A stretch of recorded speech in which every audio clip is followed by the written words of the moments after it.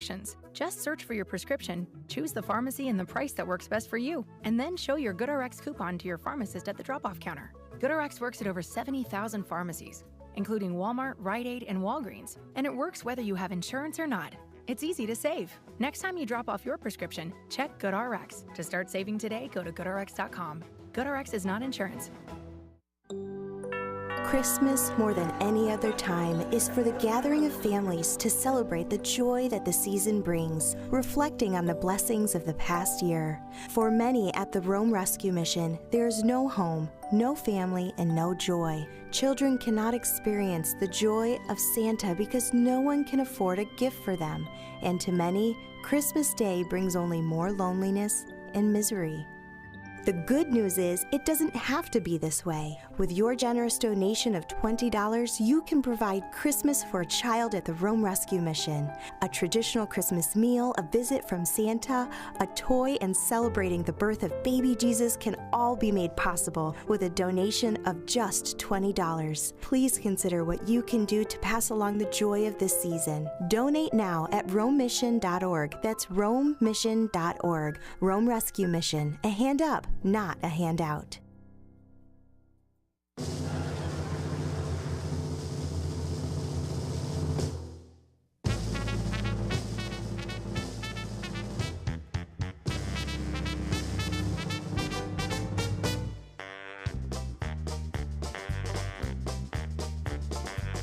It's time to start the program. It's time to earn our pay. It's time to meet the people on the Keeler Show today. It's time to read the news and weather. Time to figure out what to say. It's time to turn the channel of the Keeler Show today. Why do we always listen? Keeler's always in the know. It makes me want to call him and tell him where to go.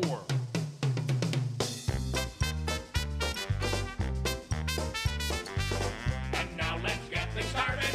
Andrew, let's get things started. It's time to get things started. On the most sensational, inspirational, celebrational, Keelerational. This is what we call the Keeler Show. WIBX 950 and 106.9 FM. This is Keeler. Well, Monday morning and a pretty decent week on the way in terms of the weather. I don't think we're going to be dealing with any gigantic snowstorms this week. And we'll be back into the 40s by the weekend. But we'll talk to meteorologist Craig Flint coming up in a few minutes. Yeah, so just the rain and mud is what we're going to have to deal with. Yeah, my yard, a lot of rain, a lot of mud. And with the dog, it's very difficult because the grass in the front yard and the backyard is just muddy. A lot of rain, a lot of mud. Ugh. We had a lot of rain yesterday. So rough weekend for Whitesboro, but what a season they had. Ending number 2 in the state. Yeah, for that's Class something. A. Yeah.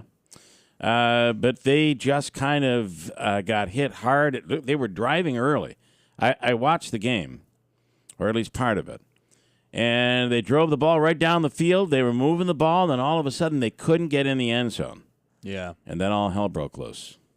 It's a game of momentum, this game of football. And, I guess. it swung early. Last night, Andrew had a wonderful night with his Green Bay Packers. He's all excited. Well, of course, they always like to give me the little heart palpitations there at the end of the game.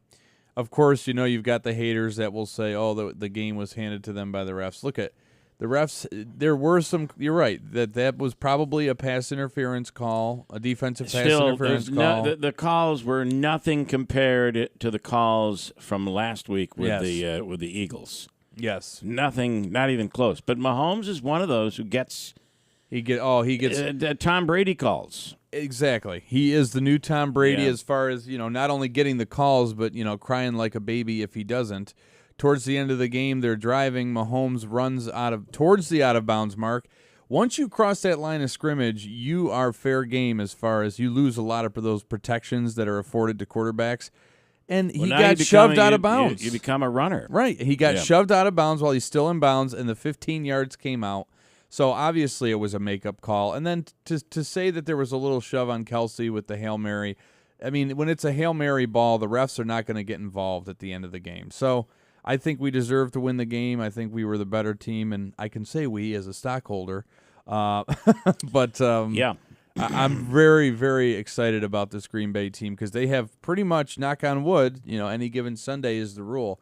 They've got a pretty lax schedule going the rest of the way. So more out on that Brandon Williams, Representative Brandon Williams video that's out. Yeah. So it turns out that was a holiday party last Thursday. And at one point, it looked like it was about to get physical. You see the video. If you haven't seen it yet, everybody has it for the most part. But there were now those two former aides are talking, and they're basically saying, you're only hearing one side of it. Actually, you're hearing both sides, kind of. Yeah. Because Brandon Williams' team is saying that he made a comment about the female members of the congressman's family. However, I do have to look at it that, I understand. Listen, you defend your wife or you defend your daughters or your sister, whoever the female members we're talking about. Yeah. But you are a member of Congress, and I do think that you were in public with, and then he actually took the phone, they claim, that was taping this and slapped it out of the kid's hands. One of the aides' hands. But you're a member of Congress, right? Yeah. And all you do is open the door for someone like Santos, and he did this. After the videotape went public, Santos came out and said there should be an investigation. You know that when you've got Santos saying there should be an investigation about you, it's coming from someone who knows investigations. Yeah. Just not a good look. When you watch the video, it's not a good look. That's all I would say about that. And listen, I do get it. I've been there as well. You stand up for friends and family and whatever. Especially if it's close, like a son or a daughter or a wife, you stand up, right? Yeah. Been there. But it's not, you always... Those holiday parties, You always look back on it and say, boy, I wish I could have handled it differently. Yeah. Yes, the app is down. Yeah, Richard, what a surprise. I get it. It's like every other day this app is down. I don't understand it. Oh, Richard's chiming in, huh? Yeah, Oh, I don't get it. I don't understand. Does Richard ever give us credit for when we do things right in his eyes? Well, don't say we with the app. I don't have anything to do with the app. Yeah, well. I can tell you YouTube is up, and you can check that out. It is working properly. I can also tell you the engineers are working on the app. Yeah. I just saw I'm sorry. I saw something in the log that I've never seen before. We have comments from Friday and the weekend already. I'll get into. Craig Flint is coming up in a few minutes. Meteorologist Craig Flint will get an update as to where we are. Oh, by the way, yes, Santos was expelled from Congress. And what will it mean? There will be a special election. It could be problematic for the Republican majority, the House majority, as you never know what's going to happen in a special election. You just never know. You just never know. So we'll see what the governor does with that. I believe she has the ability to, or will have the right to set that up. Later on this morning, Brian Kilmeade has a new book out, and will be on the radio with us this morning. That's right. Just before he starts his show to go live around the country. And somewhere in the middle of Fox and Friends, we'll speak with Brian a little later on in the 8 o'clock hour this morning. And also, I don't know if you watched, but there was a Camden native who was on Jeopardy the other night. That's right. For, I think, a second time. I think she was once on previously. Yes. So this is like a round of champion returns or something. Yes, exactly. So she must have had a great deal of success. She must have been a champion to be invited back on this. And the show didn't air on KTV at normal time. Yeah. Because they had the New York Sash Teddy Bear Toss on. I don't know what time it aired, but I had it recorded, so I was able to pull it up and watch it over the weekend. She had said on her Facebook that they were going to end the 5 o'clock newscast early to play Jeopardy. To show Really? Jeopardy. So, wow. I got to. So it must have run it. It had to have at 5:30 because at 6 was the news. Yeah. 6:30 is NBC News, and 7 o'clock was the teddy bear toss. So it says she posted on her Facebook for upstate, because she lives in New Jersey now. She's a professor at a university there. For upstate New York people regarding Jeopardy. If they are receiving channels out of Utica, WKTV, there is a Friday preemption for Utica University's teddy bear toss. They are planning to air the episode twice, cutting the 5 p.m. newscast short on Friday to show the episode at 5:30, and then again Saturday at 7:30. Anyway, I watched it, and she had a surprise ending. She didn't know the final Jeopardy question, the answer. Maybe she thought she might have.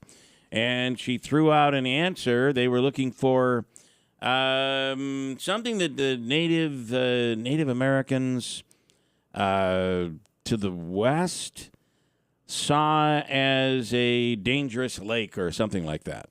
Turns out it was like Salt Lake, the Great Salt Lake.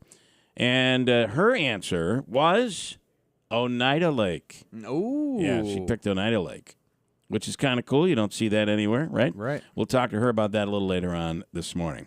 Also, over the weekend, the this issue of this horrible plight of young people taking up guns and shooting each other continues. A 14-year-old Utica boy was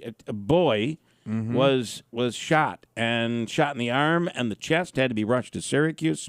Looks like he will be okay, but what in the hell is going on? I really don't know what can be done about it. I mean, you've got a situation where police can't really intervene because there's apparently no respect for police, and we see that with the lack of cooperation in the investigations into these things. I'm not a parent, so I shouldn't really be speaking to that, but I have to imagine that, your kids, your 14-year-old's out on the streets at 12 something in the morning. It's 12:40 in the morning, and you're 14 years old, and you're out on the streets, and with everything going on. So there's problem number one. Police say the boy was shot in the chest and arm on Saturday at about 12:40 a.m. at on the 1000 block of Knox Street, according to Mike Curley. They arrived. They found the teen and several other parties on the 1000 block of Wagner Street. While the group was on Knox Street, they started to argue with another group. He said that's when another group opened fire, hitting the teen. The teen taken to Wynn Hospital and then treated, but then taken to Syracuse Hospital because of the location of his gunshot wounds. According to Curley, the teen was alert and conscious. Anybody has any information, you can call the police department at 315-223-3556 or use Mohawk Valley Crime Stoppers 100% anonymously, and they will report anything that they get to the police. And it's done anonymously, 100% anonymously. And that seems to be a lot of the problem because people fear retribution, right? Yeah. So there you go with that story. 14 years old. Davey, is that Craig Flint? Is that what you have there? Yeah. Okay. On 4. All right. Here he is now, ladies and gentlemen, live. Craig Flint, meteorologist with Eyewitness News, WTR. Craig, good morning. Let me try that again. Craig, good morning. Good morning. Hello. How are you? Good, and a nice, mild, but very, very wet weekend. And it doesn't look like we're going to get a lot of sunshine this week. What do you know? What can you tell us? Yeah, no, not a lot of sunshine. It is one of those. Excuse me, sorry about that. I had to shut off an alarm. It's one of those weeks where we just don't expect a lot of sunshine, and it's also that time of the year where it's just kind of gray a lot, unfortunately. But with that being said, still no major storms as we go over the next at least 7 to 10 days, the way it looks. And yeah, like you mentioned, over the weekend, it was just, this stationary front that was over us this weekend, if it were 30, 40, 50 miles to the south, it would have been a totally different story. We would have had a nice steady snow falling up pretty much all weekend. We probably would have had almost a foot, but not the case. We were just too warm this time around, and that's why it was kind of damp. And We will see temperatures turn a little bit colder, though, as we go through this week. So there was a point yesterday at around noon, 1 o'clock, where it was raining hard, and the rain on the roadways. You were getting the hydroplaning and all that, so it was coming down pretty good at times. But we stay mild, and then even looks like later on in the week, towards the weekend, if it holds true, we could be really quite warm. Yeah. Yeah, I think so. In advance of yet another storm system, as we go towards this weekend, it looks like it could turn pretty warm again going into next weekend. However, that storm system actually could be a pretty powerful one in the form of wind and rain coming up, particularly later Sunday night, which, starting to look for as meteorologists and forecasters is a pattern. Okay. So I'm curious, and I'm starting to wonder if this is a pattern that we're going to get ourselves in for the next couple weeks here, where we get towards the weekend, it gets warm, and then we get the colder air to come in behind these systems, which would create lake effect snow, right? That could very well be the case. And probably, if I had a hunch, my guess that's how it's going to go this winter too. We'll see about that, but at least in the short term or medium range projections, yeah, as we head towards the weekend, to warm up, and then that powerful storm before it turns colder again into early next week. So I think that the talk has been, and you may have predicted this as well, as we get those up and down. Even this weekend, I think earlier in the weekend, we were pretty close to, if not 50 degrees. So and that comes off a very cold week where we had snow. So.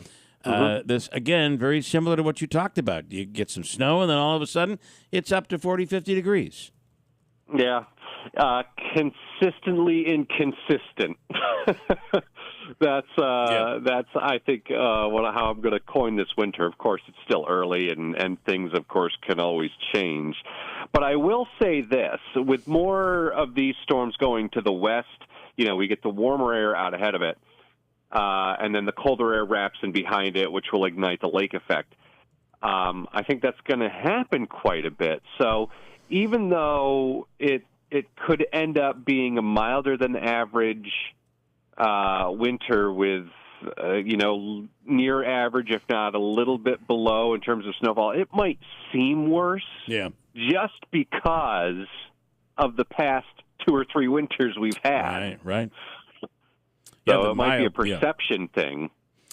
Fair enough, but in terms of history, when you look back and you really look at the numbers, this is, if you're a snow lover, this is there's a trend beginning that seems quite disappointing. So, all right, I do have one comment here this morning for you, if you'd like.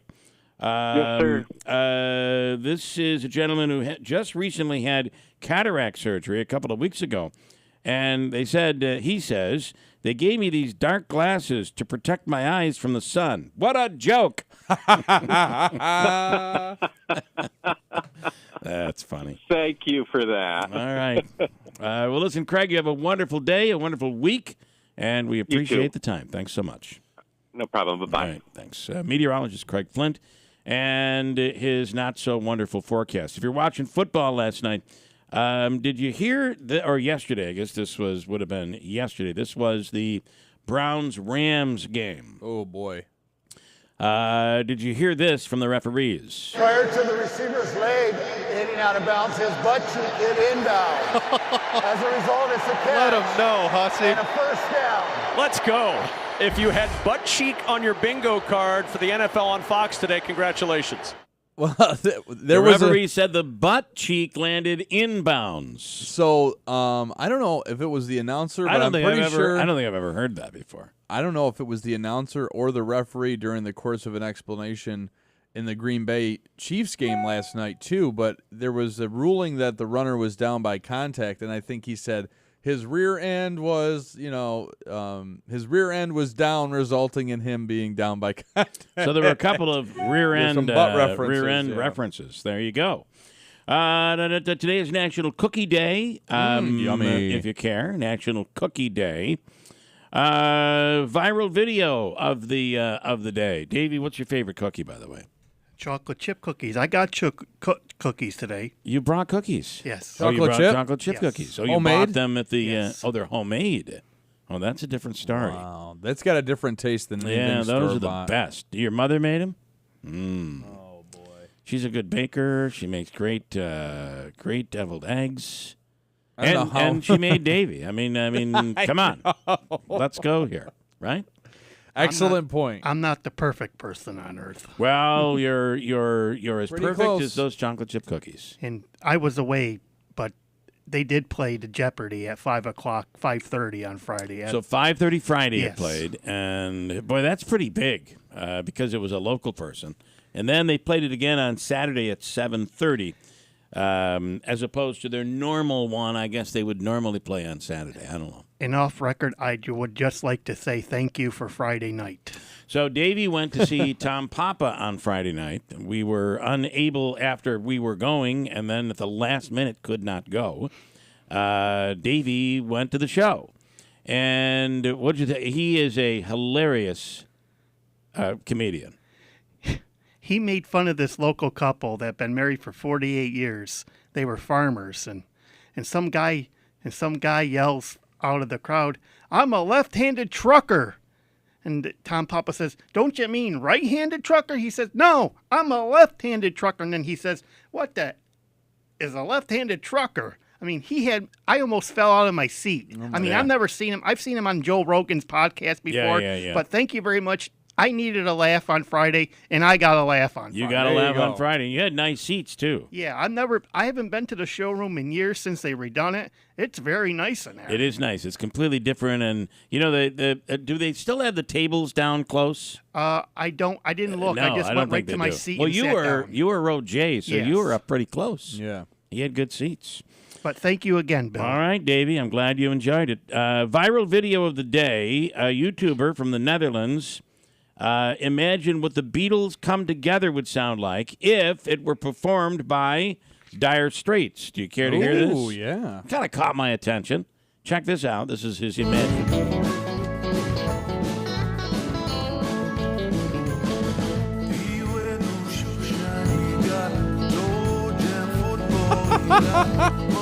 I like it.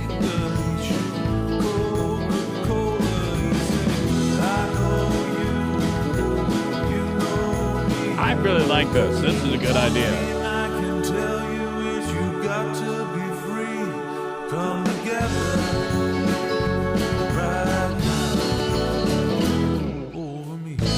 I think that's brilliant. That's awesome. Isn't that really cool? There's a lot of great versions of that song, but this one's pretty good. He's saying, had it been Dire Straits performing the song, that's what it would have sounded like. So is that AI generated? No, I think he did it on his own.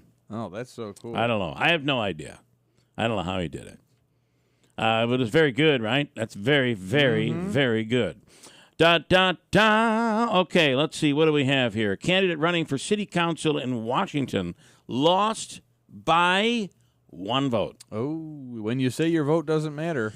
Yeah, and it didn't even. And here's the problem. He lost by a vote, and he didn't even vote for himself. Damian Green talking about why he refused to vote for himself, and Ryan Roth getting the confirmation that the recount that he had officially won the spot on the city council. Here we go. I didn't feel comfortable voting for myself. I thought it was kind of narcissistic, so I didn't. We have no changes to the results. It looks like Mr. Roth unofficially is leading, and so it become official this afternoon at 4 o'clock during our canvassing board meeting. Awesome. So he's running for city council. That was the guy saying, well, I thought it was kind of narcissistic to vote for myself. Well, running alone and being a politician has its own element of narcissism to me. And Yeah. and the fact that you're... Fair point. I decided not to vote on this because I wasn't sure about it. I mean, I feel like you wouldn't have made a really good council person anyway. No. Yeah. It doesn't stick to his guts. Yeah, I mean, you gotta vote for yourself. You should get at least 1 vote, but to lose by 1, it would have been. Now, then what would have happened? It would have been a tie. Yeah. Well, I told my wife not to vote for me either because that was unfair because it's a conflict of interest. I mean, what a moron. Because I really did want to win, apparently. Representative George Santos did vote against himself. I mean, he voted did? for himself not being expelled, just for the record. I wonder if he did get to vote. Ryan Schmelz with Fox News Radio. Did Santos get to vote in this case? Yeah, I believe he does get to vote. I think he does. And, he would have voted. No, do not expel me. Yeah, well, it doesn't really matter at this point. George Santos has been expelled from Congress, and he's the first person since the early 2000s to be expelled and only the sixth person in history to do so. So now we're kind of off to this point where we got to see a special election in New York and see if Republicans can now hold this seat and if Democrats can flip it. Well, it's hard to, what occurred in New York during the last election a couple of years ago or a year ago was a bit unique. I mean, New York is really played a huge role in the Republican majority. But boy, you got to do it all over again. You have Santos out. You have Brandon Williams, another congressman here, getting into a big fight with one of his former aides. I don't know if you saw that video. Oh, yeah. George Santos is reminding people of it. He is. The last thing you want if you're Brandon Williams is George Santos to be paying attention to you. And he did. So, yeah, this is not good. So a special election. What's the timeline on this for Hochul to set this? Yeah, we don't know that just yet. I believe it's still TBD as to when Kathy Hochul, the governor of New York, is going to decide when to have this special election. We are starting to see some candidates start to consider it, including Vish Burra, who is one of George Santos's closest aides. So I'm curious to see how congressional Republicans feel about somebody allied with Santos running for that seat. Because, one thing that's interesting is, like you mentioned, New York played a big part in Republicans winning back the majority. And one thing that Anthony D'Esposito, the congressman who represents the district on Long Island right next to George Santos, was pointing out to me over the weekend or on Friday after the vote was happening is that, we've had a ton of electoral success in New York, the Republican Party has. So we do feel that we can keep this seat if we get the right candidate. And we also trust the local Republican election officials down there because they've been dishing out win after win in the Long Island area. So let's see what we can do this time. Yeah, interesting. Going to be very interesting. All of this coming up, but I do think it's probably a good idea to get him out, of the way, because I don't think Republicans need this distraction in 2024.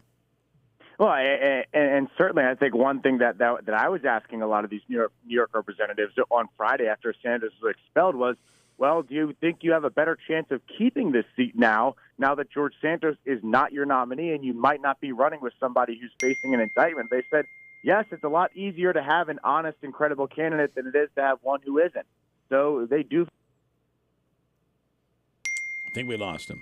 But I got a bell going. Ryan, you there? Lost him. Ryan, do we still have you?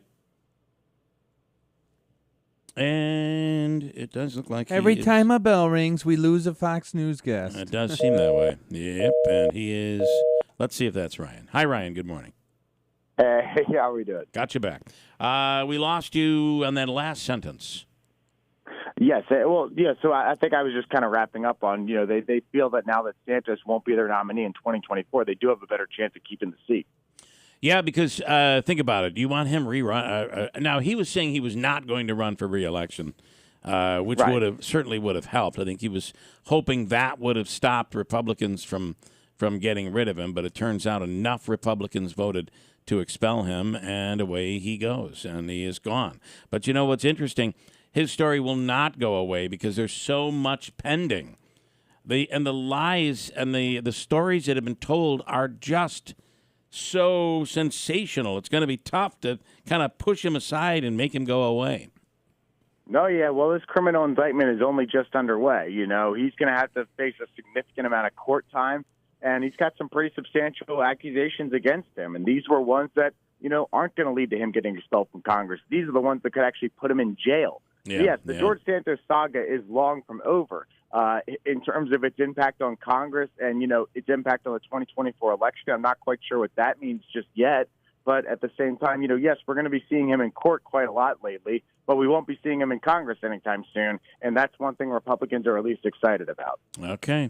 All right, Ryan, as always, thank you so much. Have a wonderful week. Have a wonderful day, I guess. We'll talk to you soon.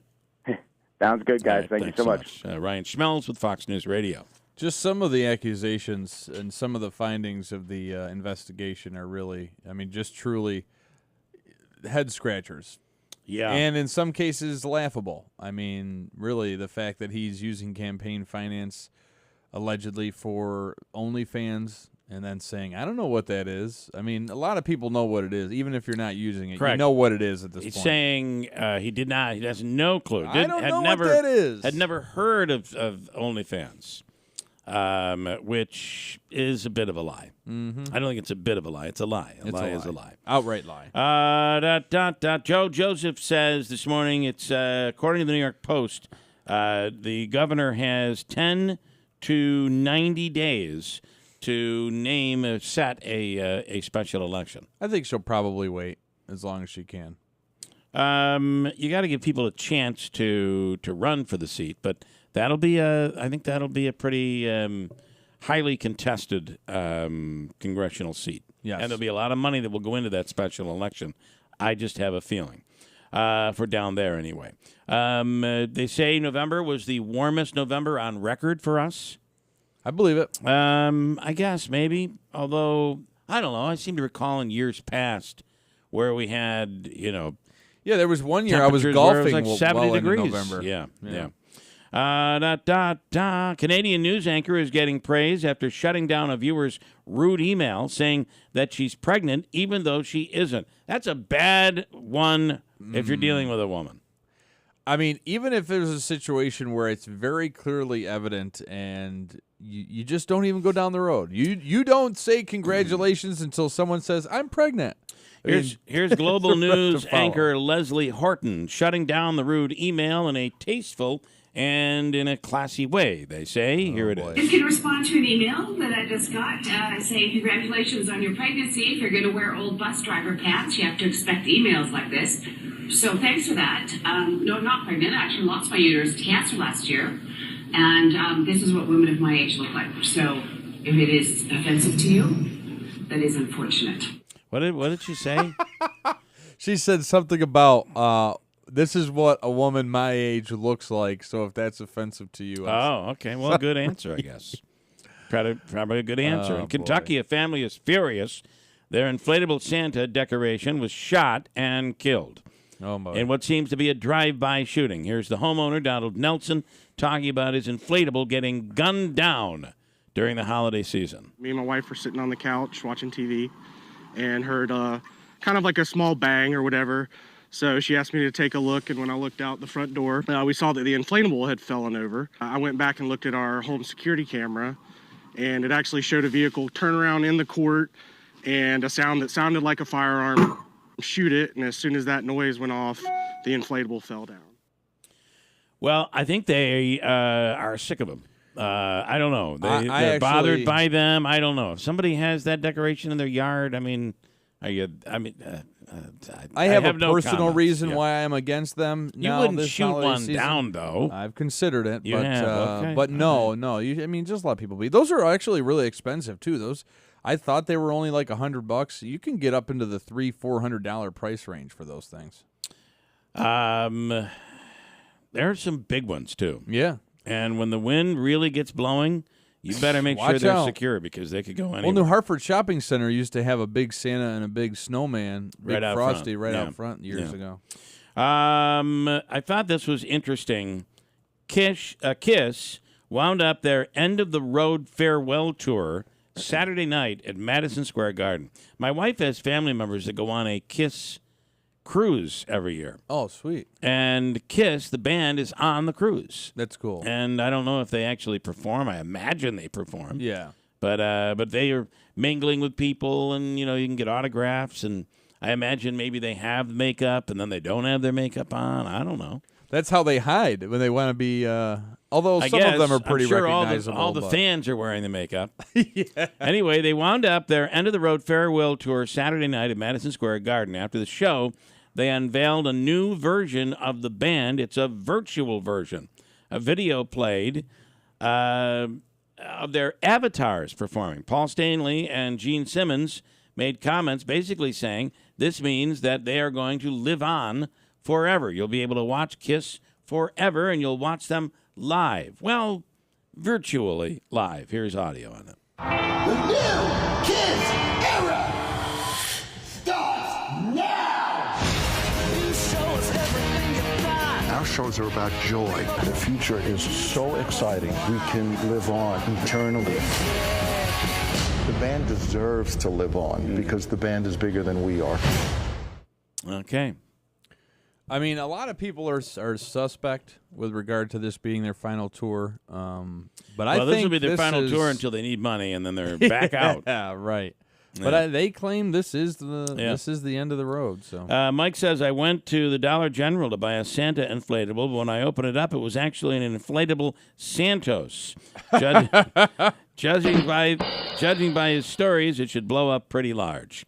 We have just a couple minutes. Do you have any comments you want to squeeze? Or I do, yeah. A lot of them were telling us that the NFL announcement is still on. I do believe that's been fixed, so we do apologize about that. This was back on Friday. We didn't get to this one. It was from Lance and Lee, so I don't excuse me, I don't want to make him mad. Bill keeps blaming the federal representatives. I think this is regards to Remington. How about all our state representatives that are useless other than Marianne?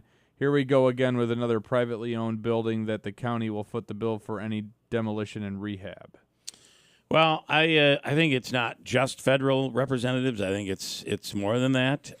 But the ones who actually could have made a difference with Remington are your federal representatives, especially Ellie Stefanik, who could have, worked hard as other previous representatives have in the region in putting together military contracts, especially with the state of the world right now. There's so much going on. We couldn't have found a few military contracts for Remington to keep that business going in Ilion and demand that they stay in Ilion.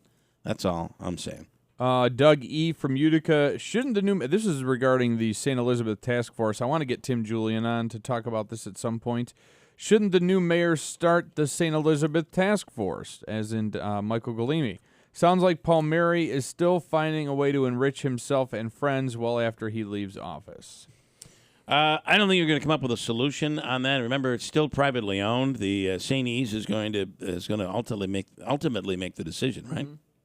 I believe that's an that. MVHS thing. We'll get some other comments in there coming up. A bunch to do next hour, including Hobica's free money question of the day from the Hobica Law Firm. Coming up at WIBX. Are you sick of being just a number or doing a mindless job? Become a craftsman in a trade. Become an IBEW electrician.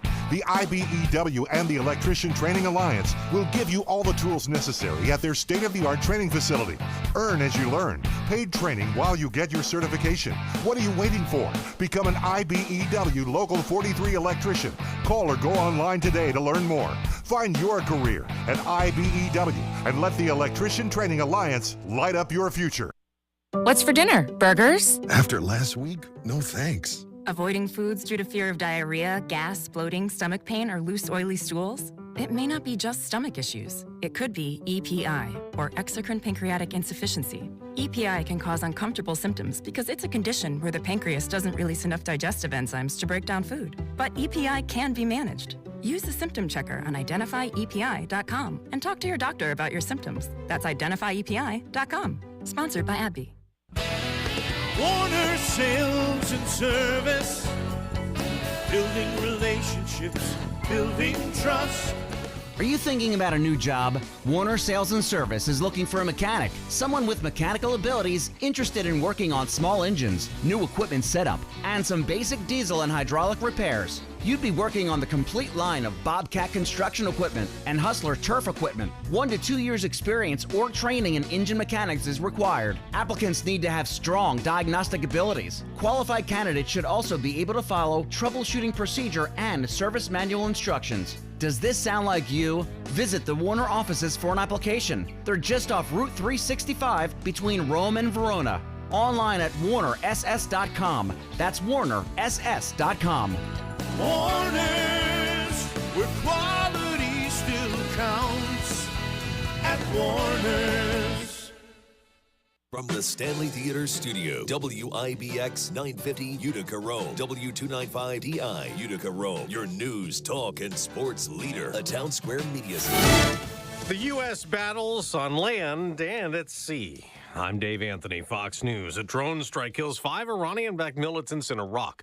A U.S. defense official says they were seen preparing an attack that was suspected to be targeting American forces, who've already been targeted more than 70 times in recent weeks in Iraq and Syria. Now to what happened off the coast. The USS Carney came to the defense of 3 commercial vessels under drone attack in the Red Sea. The ships were being fired on by Houthi militia based in Yemen but backed by Iran. A Houthi spokesperson claims they attacked Israeli-linked ships, but Israel's military insists there is no connection. That's Fox's Jonathan Savage. Israel is going after Hamas in every part of Gaza now. They say they targeted 200 different sites overnight, bringing the total number of strikes against Gaza since this war began 59 days ago to more than 10,000. Fox's Trey Inks near the border. We do know the heavy air campaign inside Gaza is spiking the death toll there. Health authorities at the Palestinian-controlled health ministry say more than 700 people were killed in a 24-hour period over the weekend. And they say there are more than 15,000 Palestinians killed since Hamas's terror attack sparked Israel's war. Israel keeps urging civilians to evacuate areas where fighting is intense. There's a big case at the Supreme Court today on a settlement related to a company blamed in the opioid crisis of drug overdoses and deaths. At issue are company bankruptcy protections for the family who ran Purdue Pharma during the opioid crisis. Even though the U.S. government was okay with the bankruptcy plan under President Trump's administration, the Justice Department under President Biden is questioning the deal, which gave Sackler family members bankruptcy protection, even though they themselves haven't filed for bankruptcy. Fox's Jessica Rosenthal. 2 New York City police officers are recovering after being stabbed, confronting a man who had murdered 4 members of his family in Queens. 2 of them were kids. An officer shot and killed the killer. America's listening to Fox News.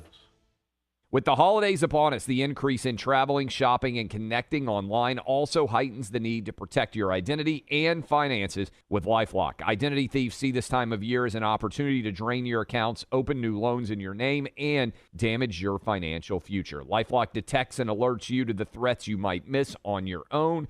Don't let the busy holiday season catch you off guard. Save up to 25% off your first year with promo code CLAY. LifeLock.com, promo code CLAY. The Tunnel to Towers Foundation delivers on its promise to do good and never forget the sacrifices of America's greatest heroes. Heroes who risk their lives for our communities and our country. Heroes like United States Marine Corps Captain and pilot John Jeremy Sachs. He sustained fatal injuries when his military aircraft crashed during training. Tunnel to Towers provided his wife and 2 daughters with a mortgage-free home. Join Tunnel to Towers on its mission to do good in their honor. Donate $11 a month at T2T.org. Good morning. WIBX 950 News Time, 7:03. I'm Andrew Derminio. We're at 40 degrees under mostly cloudy skies. Your full weather forecast is coming up. This update brought to you by the Mad Dash to save cash during My Carl's Holiday Super Sale. Glam Vanities with mirrors, dining sets, rocker recliners, and more. Keep more jingle in your pocket at My Carl's New Hartford Shopping Center. Utica police are investigating a shooting that resulted in the injury of a 14-year-old child. Police say officers were called to the 1000 block of Wager Street in the early morning hours of Saturday for reports of a gunshot victim. Upon arrival, police were met by the victim and others and learned a fight had ensued at the 1000 block of Knox Street, resulting in rounds being fired by one of the groups. The victim was hit by gunfire in the chest and arm. The 14-year-old was sent to Wynn Hospital, where a bullet was located inside his body. He was then transferred to a Syracuse hospital, where he is alert and conscious.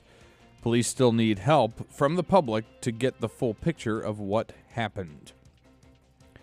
Utica police arrested a 19-year-old over the weekend following a traffic stop. Police say officers with the Crime Prevention Unit conducted a traffic stop on Steuben Street near Gold Street on Saturday. During the course of the traffic stop, an admission was made by the driver that there was a loaded handgun located inside a bag in the vehicle.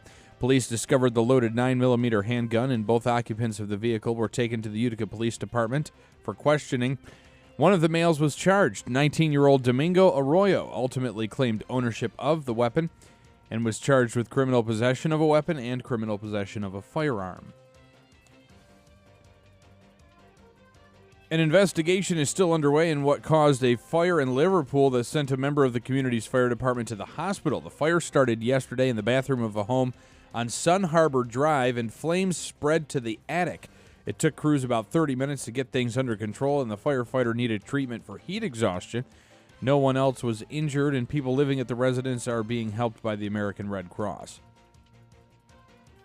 The price of gas continues to decline in the Utica-Rome region, and that's allowing area drivers to save some money. According to AAA, the average cost for a gallon of regular fuel is now sitting at $3.60.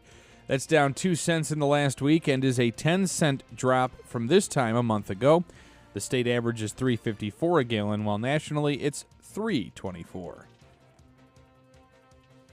And the Powerball and Mega Millions jackpots are still on the rise and have reached a combined $789 million. The top prize up for grabs tonight is Powerball's $412 million prize. Whoever is lucky enough to pick the winning numbers for Mega Millions tomorrow will get at least $377 million. The cost of a ticket to play these games is $2 apiece. Each drawing will be streamed live online. WIBX 950 News Time 7:06. Your weather forecast is according to Eyewitness News Chief Meteorologist Craig Flint. For today, we will see possible rain showers, otherwise cloudy skies, highs in the low 40s. Chance of rain and snow overnight. Cloudy with lows in the low 30s, then a slight chance of snow in the morning tomorrow. Otherwise, mostly cloudy skies, highs in the mid to upper 30s. Right now, 40 and cloudy at 7:06. From the IBEW 43 local sports desk, the Syracuse Orange have named their new coach, and the brand new SU football coach Fran Brown will be holding his introductory news conference today. Brown, who comes to Syracuse from the University of Georgia, takes over for Dino Babers, who was fired last month. SU finished the regular season with a record of 6 wins and 6 losses. That earned them a trip to the Boca Raton Bowl. It's the roofclaims.com Boca Raton Bowl, where they'll play the University of South Florida Bulls Thursday, December 21st at 8 p.m.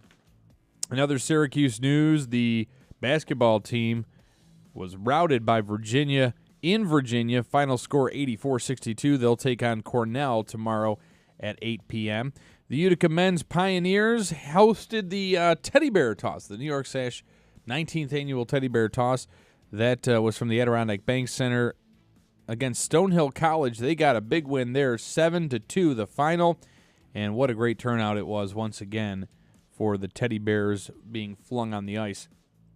Utica Comets over the weekend splitting their games in Cleveland against the Monsters. They lost 4-2 on Saturday. They were behind 6-3 at one point against the Monsters on Sunday afternoon, but came from behind to win 7-6 the final there. Also, Whitesboro football, unfortunately, not able to win the state championship game. They were off to a great start, but ultimately got beat pretty handily. But it was an awesome season. We'll speak to Coach Curtis Schmidt coming up on First News with Keeler in the morning. What else do I have for you today? Jordan Love and my Green Bay Packers stayed hot with a 27-19 win over the defending Super Bowl champ Kansas City Chiefs. Sunday Night Football. You heard it right here on WIBX 950. A couple other big games over the weekend as far as the NFL goes. San Francisco demolished the Philadelphia Eagles 42-19. It was actually pretty interesting. The San Francisco 49ers in the first quarter had negative yardage. They were looking at -6 yards. It looked like Philadelphia was going to hand it to them, but things changed rather quickly for the Eagles, so they got a final score of 42-19.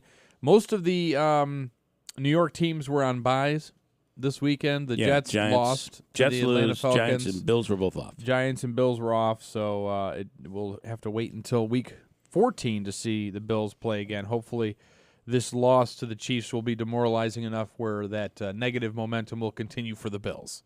So, and did you see that Roger Goodell is looking to, he wants to get rid of and make illegal the tush push. Yes. So I we wonder, benefited from that last night. how do you do that, though?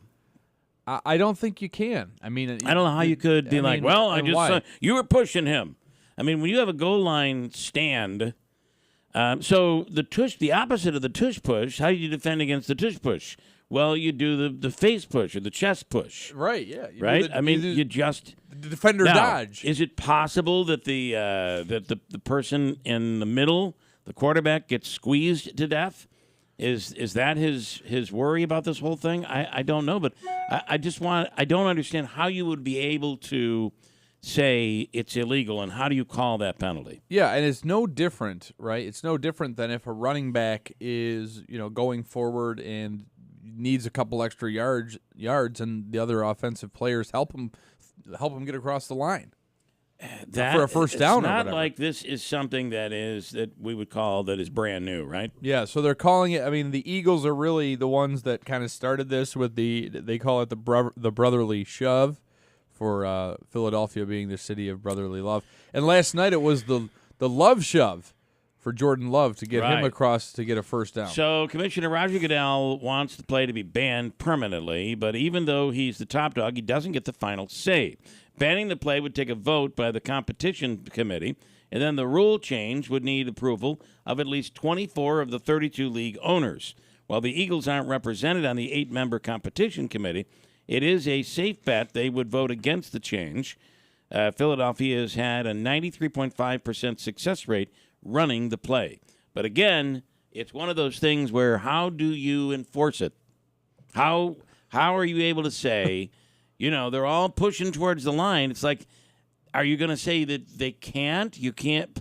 Basically, you're saying you can't play football. Personal foul, pushing to tush, 10-yard penalty, automatic first down. I don't know how you would be able to enforce it. Yeah.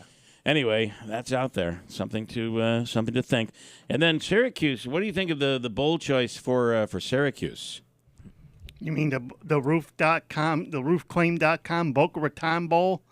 Whatever it is. Against South Florida? Some of these bowl. I mean, that'd be an interesting thing to look at. Some of these bowls that come out, I mean, they have some crazy ones. Well, this is one of them. And Scott's got a bowl named after him. Remember that Rocky calls him Scooter? Scooter. He's got a bowl named after him. The Scooter Bowl. Yeah. Yeah. So I just don't know, hey, they're going to play. And I wonder how many players are going to play. I think it looks like Schrader will play. But there are a few that have already opted out. And this coach has made a big splash already in one of his He's hirings. already in town, right? Yeah, he came in yesterday. So will he coach? No, he will not coach. Probably not. Coach Nunzio will coach the bowl game. But will he go? He probably I would will imagine go. He'll be on the sidelines. So he made a big splash on one of his hirings. He took the defensive coordinator, who was the interim coach at Texas A&M, to Elijah Robinson, to be his defensive coordinator because they worked together at Baylor. Okay. So this throws a wrench into Texas A&M's bowl because he was supposed to coach them because they got a new coach. So he ain't going to be coaching Texas A&M. He's coming to Syracuse to be our defensive coordinator. Okay. All right. Well, so far, you're feeling good about this. And the rumor going around is that he's going to hire an NFL-style offensive coordinator. Okay. Well, So we'll what's see nice happens. about this is you're having a lot of, and I think this really bodes well for recruitment. You've got is Texas A&M in the SEC? Yes. Yes. So you've got two SEC hires to come and help us out with our offense and the team overall. And this Elijah Robinson that's coming from Texas A&M, strong recruiting ties to the Northeast. Okay. Well, that's exactly what Syracuse needs, right? All right, got a break. Hold on tight. Coming up, we'll speak with Curtis Schmidt, the high school football coach for Whitesboro. And they obviously run into a tough state championship game, but what a season they've had. We'll speak with the head coach coming right up at WIBX.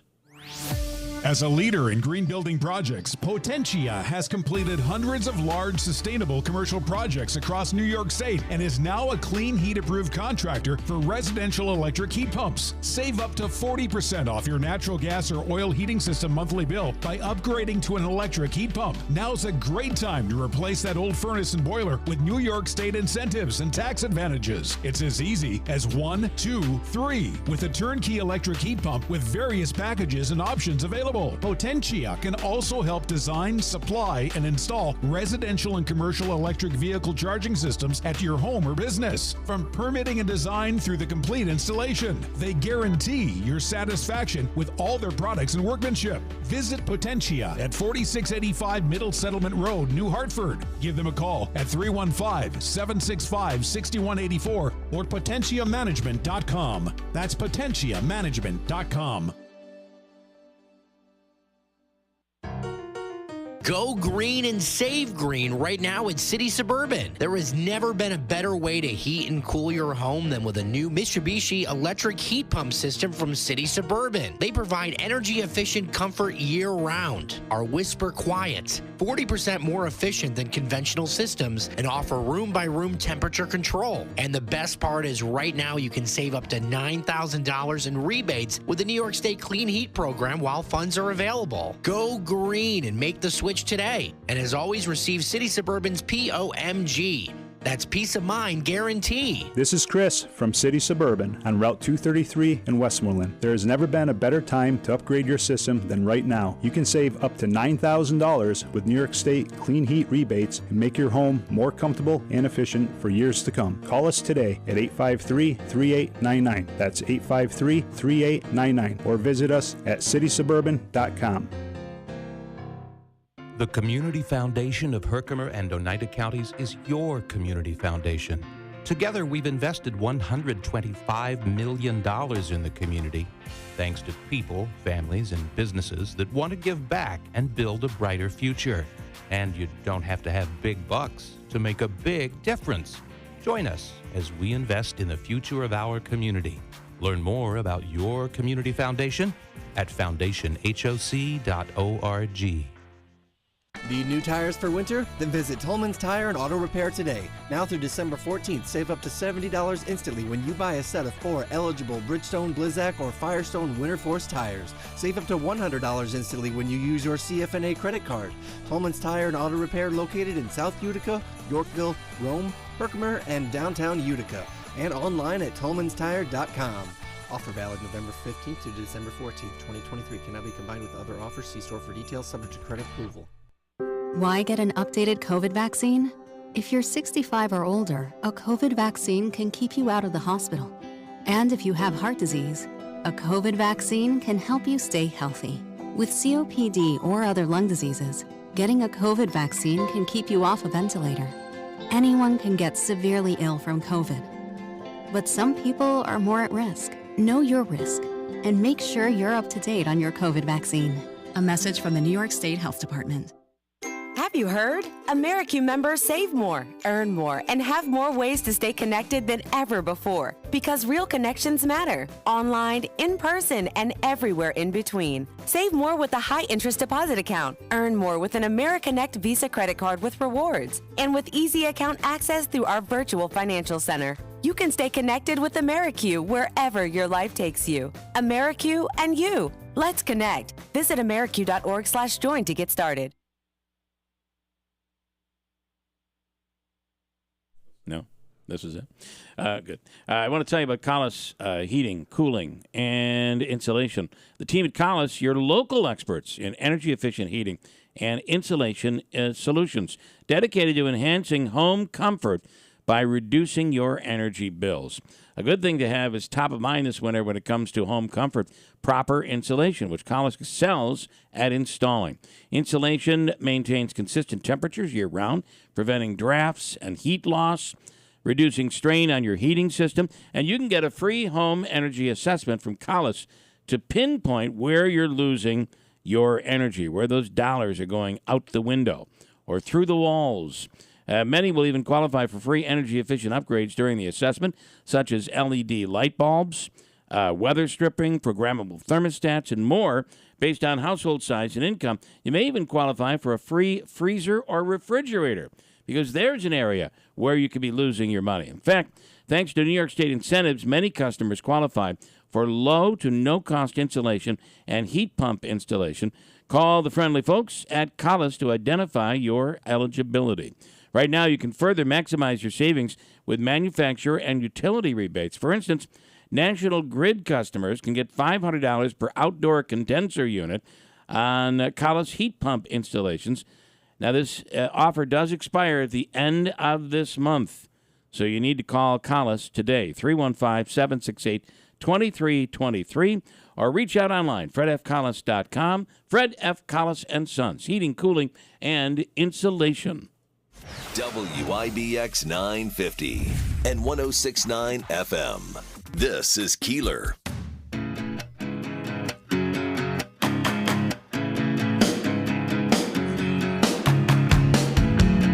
So just to let you know, I believe it's the NHS Network, or National High School Sports Network.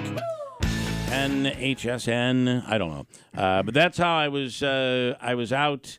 Couldn't find anybody that was playing the game, and I know they were doing it at the auditorium in Whitesboro on Saturday, but it was for only Whitesboro residents. Mm-hmm. So I'm like, well, we probably can't go there, so let's just find the game. So I think it cost $7, and maybe it was $11, and it's that per month, and you get all the high school games. So I watched the Whitesboro game and then canceled it. Did the trial membership. It was like buying a ticket. So I was in, and Whitesboro had a good run. They were marching down the field right off the bat, and I thought they had scored, and then I turned back and realized that they did not score. And after that, it's like this team got into their heads. Head coach Curtis is on the line right now. Curtis Schmidt from Whitesboro High School and their football. What a season they had. And yes, it did come to a tough ending, but Coach, good morning. Thanks for coming on. Good morning. Thanks for having me. So this was a tough team you guys went up against, there's no doubt. Yeah, they were a really good team, well coached, very physical, a lot of respect for their program. And, you know, as the games went on later in the season, every team got a little bit tougher, and that's what you expect. But, yeah, they were a very good team. So you had that opening drive, and it looked like you were really moving the ball well. Yeah, we were moving the ball well, passing, throwing it, and we were getting pretty comfortable, and I thought we were doing well. And we got a holding call early that called it back, and then lost a little bit of momentum there, and kind of struggled after that to move the ball, and that's all she wrote. Yeah. Well, I mean, you got to look back on, you hate it when these things end this way, so the storybook ending doesn't quite get there, but you had just such an amazing year. Yeah, I mean, one for the ages for sure. We haven't got to this point since 1996, so it was great for the community, great for the kids, and it was really great for the program. We have a strong program traditionally, but to kind of get over the hump and play this late all the way into December was huge for the program. And I told the kids after the game that they're not really going to be aware of what they did for the actual program until they can sit back and they're a little bit older. But it was great for the community for sure. And it is a little harder up here. I mean, there's just no doubt we get tougher weather, and not to make excuses, but it's tough and more difficult to practice up here. Yeah, it is. It is. The conditions are tough. That's why I always say you got to be able to run the football late in the year, and that's something we did pretty good throughout the whole year. But we had Elevate Sports was really generous towards our program. Can't say enough about them. And we were able to practice indoors for the last 3 weeks of the season, so that was a help. Yeah. As far as, Coach, the makeup of your team now, how many are you losing as far as seniors? Do you have a lot of younger players that are coming up in the ranks that you're optimistic about? Yeah, we lose obviously a core group of seniors. This was a great senior group and very talented, and I can't say enough about them. And we lose some key pieces, but we are young on the line. We have most of our offense and defensive line back. We have a lot of great skill positions back. Our whole secondary's back. So we have a very good team coming back, and I don't like to make predictions, but our expectation is to be right back here next year. Wow, good for you. I have a comment here. Their quarterback seems like a very intelligent young man heading off to Dartmouth. Yeah, he's been with us since he was a freshman. He's a stud player, but he's a stud person, and he does everything the right way, and he's going to be really missed. He's allowed us to do a bunch of things the past couple of years that we wouldn't have been able to do without him. He's a high-leverage college football player, and you don't get this far without players like Kyle Meyer. I can't say enough about him and what he's meant to this program, and he's going to be missed big time. Well, Coach, I want you to know that it wasn't just the Whitesboro community following along. You had you really caught the attention of people from all over the region, and congratulations on that. Congratulations on a great season, and we hope to. I hope to have to do that subscription again next year about this time. That would be pretty good. Yeah, well, if we make it back there, I'll pay for that subscription for you. Okay, all right, beautiful. Love it. Coach Curtis Schmidt, congratulations to you and to your entire program and all of those kids. Great job, and we'll talk again. Thank you. Yes, thanks for having me on, and thanks for the support. Thank you. Whitesboro football, big, really, really big this year. And congratulations to all of them out there as they just had an amazing, amazing season. Boy, and you wish it could have ended, but it does take trips like this to set the stage for the future, right? Your expectations change. You maybe work a little harder. You practice a little more, and that's what a season like this can do. Yeah, exactly. And, I wonder if maybe they had instituted the tush-push a little bit more in the offense. That could have helped maybe them. That's it. Maybe that would have been the answer. So Bill Morehouse messaging in this morning. Good morning, sir. He says that he believes it was 2006 that the rule was changed to allow it.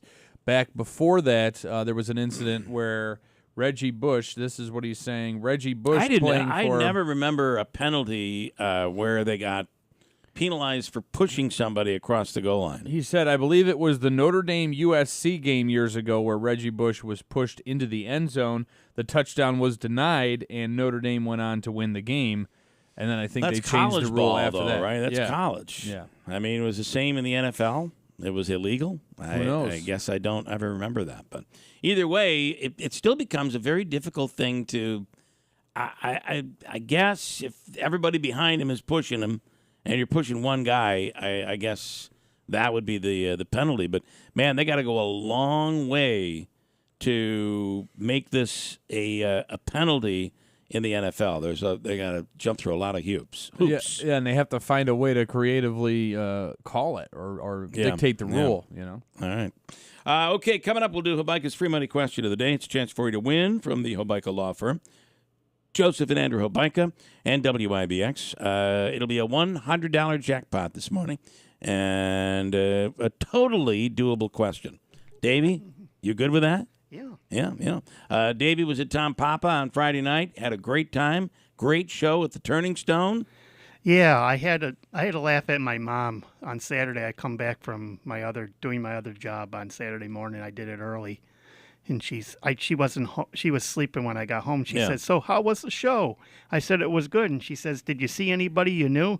And I said, "I didn't see anybody." And then she kind of looked surprised. She said, "You actually went somewhere where you didn't actually know anybody?" Yeah, because normally people are coming up to you. And, So thank you again. It was very nice. I love it. Okay, Davey. Nice. 7:28. Hold on. We'll come back. Andrew updates the news. Coming up next to WIBX. Hi, this is Rob Hilton of Hilton Estate and Elder Law with important information for young families. If you have young children, you face unique challenges that must be addressed when considering your estate planning. Well, they, of course, have issues related to who will take care of and raise their children when they die. In addition, they have to have concerns about how the assets are maintained and managed after their death. They need to utilize trusts, and of course, they need to have life insurance to protect their children for future costs. Blended families face unique circumstances and legal issues that must be considered with their estate planning. How do we make sure that all of the children from both families receive some sort of inheritance? Oftentimes we'll use very special techniques in our wills, or we'll use IRAs or life insurance to make sure they receive an inheritance. They are all very special challenges. To To find out more about strategies to protect your loved ones through proper estate planning, contact us at Hilton Estate and Elder Law. Call for more information and to schedule an in-person meeting to answer your questions.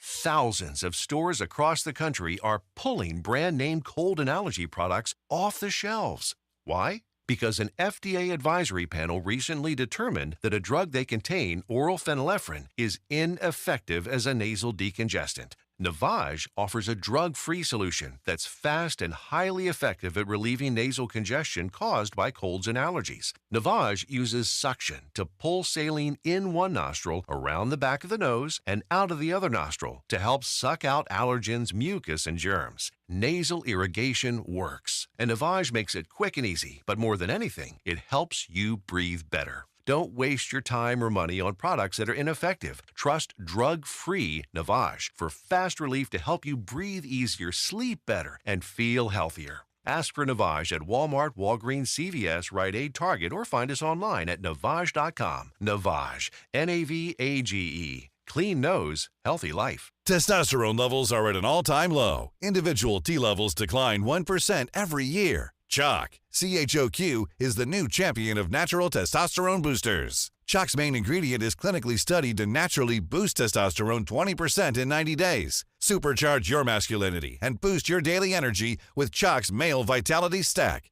For a limited time, our listeners will get 30% off at CHOQ.com with promo code USA. CHOQ.com, code USA. Wednesday, the final GOP debate of the year is on News Nation, America's fastest-growing cable news network. SiriusXM's Megyn Kelly, News Nation's Elizabeth Vargas, and the Washington Free Beacon's Eliana Johnson moderate a live primetime event from the University of Alabama as the candidates make their case to America on the only network for all America, the News Nation Republican Primary Debate. Live Wednesday, 8 Eastern. To find News Nation on your TV, go to joinnn.com. Hello, everyone in Central New York. This is Dave Letterman, your old TV pal. Remember me? I'm supposed to say something witty and funny here about Bill Keeler, but I've got nothing. Ever see a picture of this guy? That's a joke in itself. Anyhow, here's Keeler on WIBX. It's an oldie goldie right there. Yeah, it is. Yeah. Who is Warren Zeiders? Do we know Warren Zeiders? Is that how it's pronounced? Zeider?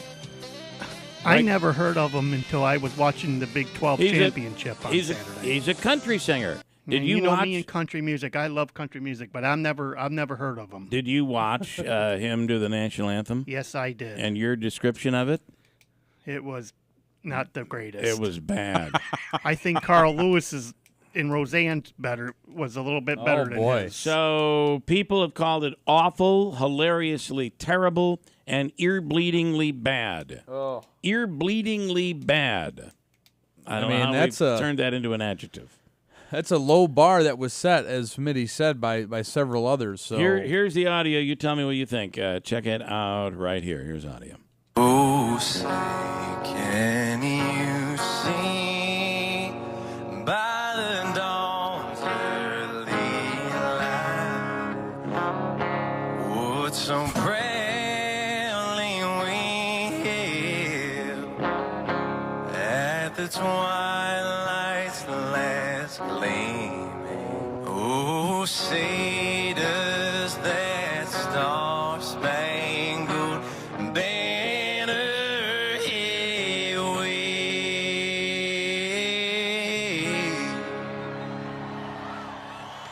They skipped some words. Yeah. A few.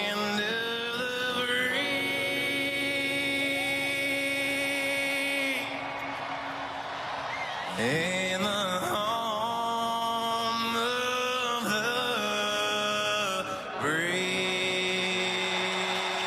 I mean, I didn't think it was awful. I don't know. It's my first time hearing it, and other than the twang... Oh, he's still going. I didn't know he was still going. Other than the twang, which I'm, I didn't think it was that bad, but when you skip half the song... I don't think it's that bad. He did skip a lot of the song. I mean, that's a good reason why it would be bad. Yeah, went into something completely different. I don't know. They're like, make it quick. All the people who bet on the duration of the national anthem were not happy, though. Well, I think it was 1:07. Mike says, thank God he skipped some of the words. It made the song shorter and more tolerable. Yeah. I guess there is something to skipping the words instead of like having a blank moment where you don't remember them. But if that's your thing where you sing like that and you have that nasal twang to your I mean that's the song. I mean that's the way he sings, I think. So, okay. I guess I'm with you. It wasn't as bad as I thought it was going to be. No. Yeah. All right, Andrew updates the news. 7:34 right now. We'll do the free the Habaika's free money question. We'll do that coming up next. Coming right up at WIBX. Good morning, WIBX 950 News Time, 7:35. I'm Andrew Dominio. This update brought to you by Cliff's Local Market. They keep you going. We're at 40 degrees under mostly cloudy skies. Your weather forecast is coming up. Utica police are investigating a shooting that resulted in the injury of a 14-year-old child. Police say officers were called to the 1000 block of Wager Street in the early morning hours of Saturday for reports of a gunshot victim. Upon arrival, police were met by the victim and others and learned a fight had ensued on the 1000 block of Knox Street, resulting in rounds being fired by one of the groups. The victim was hit by gunfire in the chest and arm. The 14-year-old was sent to Wynn Hospital, where a bullet was located inside his body. He was then transferred to a Syracuse hospital, where he is alert and conscious, but the condition is unknown of the victim at this time. Police still need help from the public to get a full picture of what happened. Meanwhile, Utica police arrested a 19-year-old over the weekend following a traffic stop. Police say officers with the Crime Prevention Unit conducted a traffic stop on Steuben Street near Gold Street Saturday. During the course of the traffic stop, an admission was made by the driver that there was a loaded handgun located inside a bag in the vehicle. Police discovered the loaded 9mm handgun, and both occupants of the vehicle were taken to the Utica Police Department. One of the males was charged. 19-year-old Domingo Arroyo ultimately claimed ownership of the weapon and was charged with criminal possession of a weapon and criminal possession of a firearm. The price of gas continues to decline in the Utica-Rome region, and that's allowing area drivers to save some money. According to AAA, the average cost for a gallon of regular fuel is now sitting at $3.60. That's down 2 cents in the last week and is a 10-cent drop from this time a month ago. The state average is $3.54 a gallon, while nationally it's $3.24. The Powerball and Mega Millions jackpots are still on the rise and have reached a combined $789 million. The top prize up for grabs tonight is Powerball at $412 million. And whoever is lucky enough to pick the winning numbers for Mega Millions tomorrow will get at least $377 million. The cost of a ticket to play these games is a $2 bill, or 2 ones. Each drawing will be streamed online. Finally, brand new Syracuse University football coach Fran Brown will be holding his introductory news conference today. Brown, who comes to Syracuse from the University of Georgia, takes over for Dino Babers, who was fired last month. SU finished the regular season with a record of 6 wins and 6 losses. That earned the Orange a trip to the roofclaims.com Boca Raton Bowl, where they'll play the University of South Florida Bulls Thursday, December 21st at 8 p.m. WIBX 950 news time is 7:38. Your weather forecast is according to Eyewitness News Chief Meteorologist Craig Flint, brought to you by Clinton Tractor, the leader in service. Visit clintontractor.net. Today we can expect maybe a few rain showers, otherwise cloudy skies, highs in the lower 40s. Chance of rain and snow overnight with cloudy skies, lows in the low 30s. Then a slight chance of snow showers in the morning tomorrow. Otherwise mostly cloudy, highs in the mid to upper 30s. 40 and cloudy now at 7:38. All right, let's do Habaika's free money question of the day. Davey, we're looking for caller number what this morning? Caller number 9. Caller 9. $100 on the line. I think what should be a fairly easy question, I think. And worth winning, I believe. Ninth caller right now, 315-736-0186. Right now, WIBX. Investing involves risk, including possible loss of principal. Income may be subject to state, local, or alternative minimum tax. Did you know that municipal bonds are a way for investors to support civil projects while earning federally tax-free income? The Erie Canal, which led to the expansion of the United States into the Midwest in the 1800s, was financed with municipal bonds. Are you looking to bridge the gap between the income of your working years and the income needed in retirement? Municipal bonds might provide the solution you're looking for. Henyon & Walsh is a leading specialist in tax-free municipal bonds and has provided investors with quality service and personal attention since 1990. Call now to receive their informative bond guide absolutely free. Dial 1-800-761-9761 to learn how to earn retirement income while keeping your taxes at bay. Just dial 1-800-761-9761 for a copy of their informative bond guide for free. No cost, no obligation. 1-800-761-9761. Henyon & Walsh Inc., member of FINRA and SIPC. Wednesday, the final GOP debate of the year is on News Nation, America's fastest-growing cable news network. SiriusXM's Megyn Kelly, News Nation's Elizabeth Vargas, and the Washington Free Beacon's Eliana Johnson moderate a live primetime event from the University of Alabama as the candidates make their case to America on the only network for all America, the News Nation Republican Primary Debate. Live Wednesday, 8 Eastern. To find News Nation on your TV, go to joinnn.com. The holiday season is right around the corner, so give the gift that's hard to wrap but easy to give. Give them a Stihl. With powerful trimmers, blowers, and chainsaws to place under the tree, the Stihl Holiday Gift Guide has something for everyone. Save $30 on the GTA 26 battery-powered garden pruner. Visit your local Stihl dealer or go to stihlusa.com/gift guide. Real Stihl.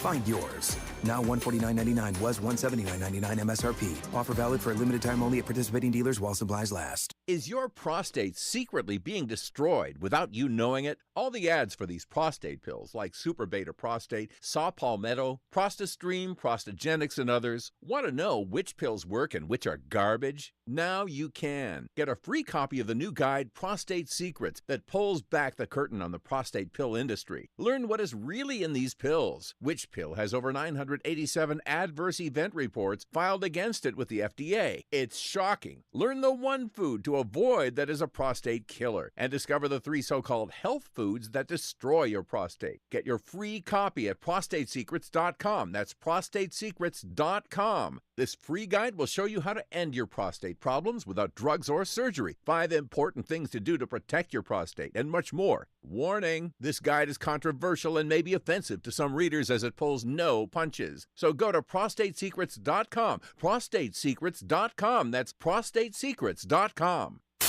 WIBX 950 and 106.9 FM. This is Keeler.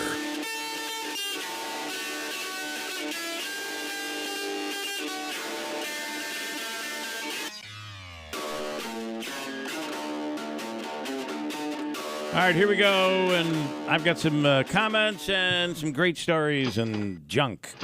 There's a lot of junk out there today. It's one of those days that we'll get to coming up in a second, so stand by. On the line is Tim, and Tim is in New York Mills. Hey, Tim, good morning. Morning, Bill. So, Tim, how we're going to do this is we have our question topic. But I have 3 possible questions. And it's A, B, or C, and you get to pick which one you get. Oh, all right. Do you get question A, question B, or question C? Changing it up a little. Which would you like? I'll try to C. You're going with C. Okay. And you have 7 seconds to answer. When Roseanne Barr sang her terrible version of the national anthem, what was the big game? Ready, go. Was that the Chicago Cubs game? Well, just so you're saying it was not Chicago Cubs. It was the San Diego Padres. Oh, Padres. Yeah. Was it a World Series game? So what was the game? What was the big game? Oh, the All-Star game. No, it was baseball. Yes. Oh. But it was just a regular game. Oh, okay. It was not I was thinking it was like, in my mind, it was like the All-Star game. Yeah, or a playoff game. It was a playoff game. But it wasn't. It was just a regular game. All right. So, Tim, let's do something we haven't done before. I get in trouble when I do this. Ooh. But let's give you now. I normally don't do this, but because you won this 3-parter, I'm going to give you another chance, okay? For this, now we're down to $75. For $75, Mike has got to be loving this. Yeah. Okay, you have A or B still left. Which would you like? Let me try B. You're going to go with B. All right, here we go. Here's B. This is the second version of the question. Davey, this is perfect, isn't it? Yeah. Hope Mike will be calling in a second. Yeah. When Roseanne, Tell him we're busy. When Roseanne Barr sang her terrible version of the national anthem, what did she do after she got done singing? Ready, go. I think she grabbed the crotch. You're breaking up. What did she do? I think she grabbed the crotch. She did. That's exactly what she did. Winning. That's good for $75. All right. Now, for double or nothing. Are you ready? You could answer A or just keep the $75. I'll try the A. Yeah, okay, for $150. So for $150. And listen, I'm making this crap up as we go along the way. Yeah, but I love it. I love the ingenuity. Joe does too. All right. For double or nothing, here is your question. And you must be specific with your answer. And you only have one answer. You can't throw out many. Okay, here we go. Here's your question. When Roseanne Barr sang her terrible version of the national anthem, which U.S. president scolded her performance? Ready, go. George Bush. Which one? First. You're saying George the First, like George the First, as if he was king. You make $150. Nice job. It was George H.W. Bush, the older president, the father. And yes, not going to do it. Not going to do that again. Yeah. Wow. This was fun, Tim. We should do this every time. Okay. He went from no money to 75 to 150. Nice gamble. All right. Nice move there, Tim. Congratulations. You win with the Hobica Law Firm. We'll also give you the Utica All-in-One Food and Fun card. It's a $25 gift card from Aquavino, Babes, 72, Taylor and the Cook, any of the concession stands at Adirondack Bank Center or Nexus, and the gift shop as well. And you could pick them up right now. They make for great gifts, and they're good at any of these locations. So you spend $20, you get 5 free going on right now. Stand by, Tim. Davey's going to hook you up, okay? Thank you, Bill. I like your new Real Men commercial. Oh, thank you so much. I'm pretty good. I'm out of toilet paper, Tim. It's really a problem. All right, thank you, Bill. All right, stand by. Thank you for that, Tim. And Davey's going to hook you up. That was a lot of fun. That was a little bit different. I like that. Yeah, that was good. An ABCer. Mm-hmm. Maybe we'll do that every once in a while. We'll throw in a wild card there every once in a while. We probably should have specifics where I'm just not doing it off the top of my head, though, right? Yeah, but if you had not said that, I would have not known. So it's one of those things where, you know how they're talking about where, for instance, right now, there's a major drama going on over Oreo cookies. Oh, God, what now? So people, and look it up, people around the country are saying because there's a new Nabisco, I believe, was bought by another company. Mm-hmm. And they believe, in order to save money, the regular Oreos have less cream in the middle. That's why you always got to get the double stuffed. And what they're saying, the double stuffed is now where the originals used to be. Come on. And there's a super double stuffed. That's what the double stuffed used to be. Now I don't know if any of this is true, and I will say I have great pride in the fact that staying on my diet, I bought 2 packages. I bought the regular and I bought the double stuffed just to look, not for eating purposes. Sure. Now I will tell you I might have had a couple because you got to taste the consistency. But I didn't eat the whole bag. That's the good news. But there are, I don't know. I wonder if somebody knows something about them out there. If you're a big-time Oreo purchaser and you've noticed, because it's one of the things that have been done, that's being done, in order to save money. A lot of these food companies have made things smaller. Yeah. So even if you cut it by 15%, you're using 15% less when it comes to ingredients. Oftentimes, 15% less in package size. So by the time you're done at the end of the day, if you're dealing in millions, you've saved a lot of money, and the consumer doesn't know it. They might even be paying more for it than... Oh, they probably are. With all the inflation that's going on. So if you're a regular Oreos purchaser, maybe you let us know what you think. I just don't know. Based on looking at them, I really can't tell. We may have to test the theory. A couple of comments. Donna says, was thinking this weekend, what happened to the Gabby Cabby? That's an interesting question. Peter Franklin used to come on my show for decades. Peter was on probably first when I was on K-Rock back in the early 90s. Yeah, what happened? Have you heard from him? No, just all of a sudden, Davey, anything? You called a couple times, right? Who? Peter Franklin. Oh, yeah. Yeah.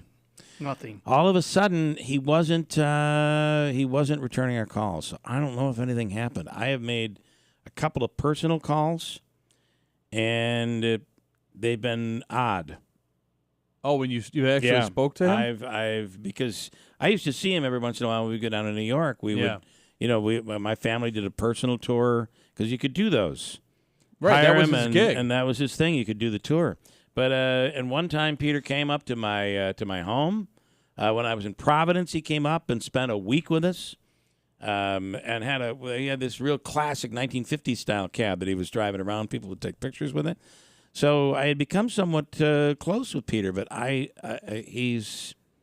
have not been able to make any contact, and I've looked up to see, tried to dig in a little bit. I've been able to find nothing. So I don't know. I don't have an answer. I fear that something might have happened. COVID was really tough for them. Yes. They really struggled with COVID. Any other quick comments before I move on? Yes, we have John in Deerfield saying earlier this morning, to ban the tush push, you do something similar to the leverage penalty. You ban pushing or pulling the ball carrier. Okay. This is... Okay. I guess I'm going to give the username because that's what he put in, Reed Kinderman of Utica. The NFL is amazing. There has never been a more tone-deaf organization. They still have players routinely committing suicide or violence against others, in particular their own loved ones, and also turning to drugs and alcohol to deal with the effects of CTE. And what do they choose to make a priority? Whether players can push another from behind to assist them in getting additional yardage. They never make changes that actually make players safer or healthier, or that fans would like to see made. Instead, they change rules that fans either like and would like to keep or don't think about in the first place. This commissioner has got to go. If you've been watching The Golden Bachelor, they're about to get married, apparently. I don't know if you have watched this. I'm one of those who hasn't watched it, but did. You know what I mean by by that? association. So I'm sitting there, I'm working on my laptop, and my wife's watching it. And I just find myself, so I'm paying no attention. And then all of a sudden I'll be like, well, why would he do that? I mean, that's the dumbest thing I've ever seen in my life. Your subconscious kicks in. Yeah, you're in it. All of a sudden you're in it. But apparently there's two things I saw over the weekend, and one that we talked about on Friday that Willie Waffle mentioned. And number one is The Golden Bachelor. So this is older bachelor. Right. Older contestants, bachelorettes. And he says, this Jerry Turner says that he has not kissed anyone since his wife died. So this is so exciting, and now he's kissing all of them. Mm-hmm. So these guys wouldn't. I think that when you're a little older, you don't have the world of when you were younger. You've learned things, and boy, I'd do it differently if I had a chance to do it all over again. And that's what these people kind of have. Yeah. So they're right in on the kissing. And then the overnight stays, I think he was messing around with all of them, to be honest. So, and he kept telling all of them that he loved them. Yeah. And that's how it ended. And he cried, and this is just a bunch of BS. Anyway, his ex says he is a big liar. Saying that I was his girlfriend after, I was his fiance after he had his wife had died. And So he was probably kissing her. She said that all of what he's saying is that there's just enough truth there, but there are a bunch of lies.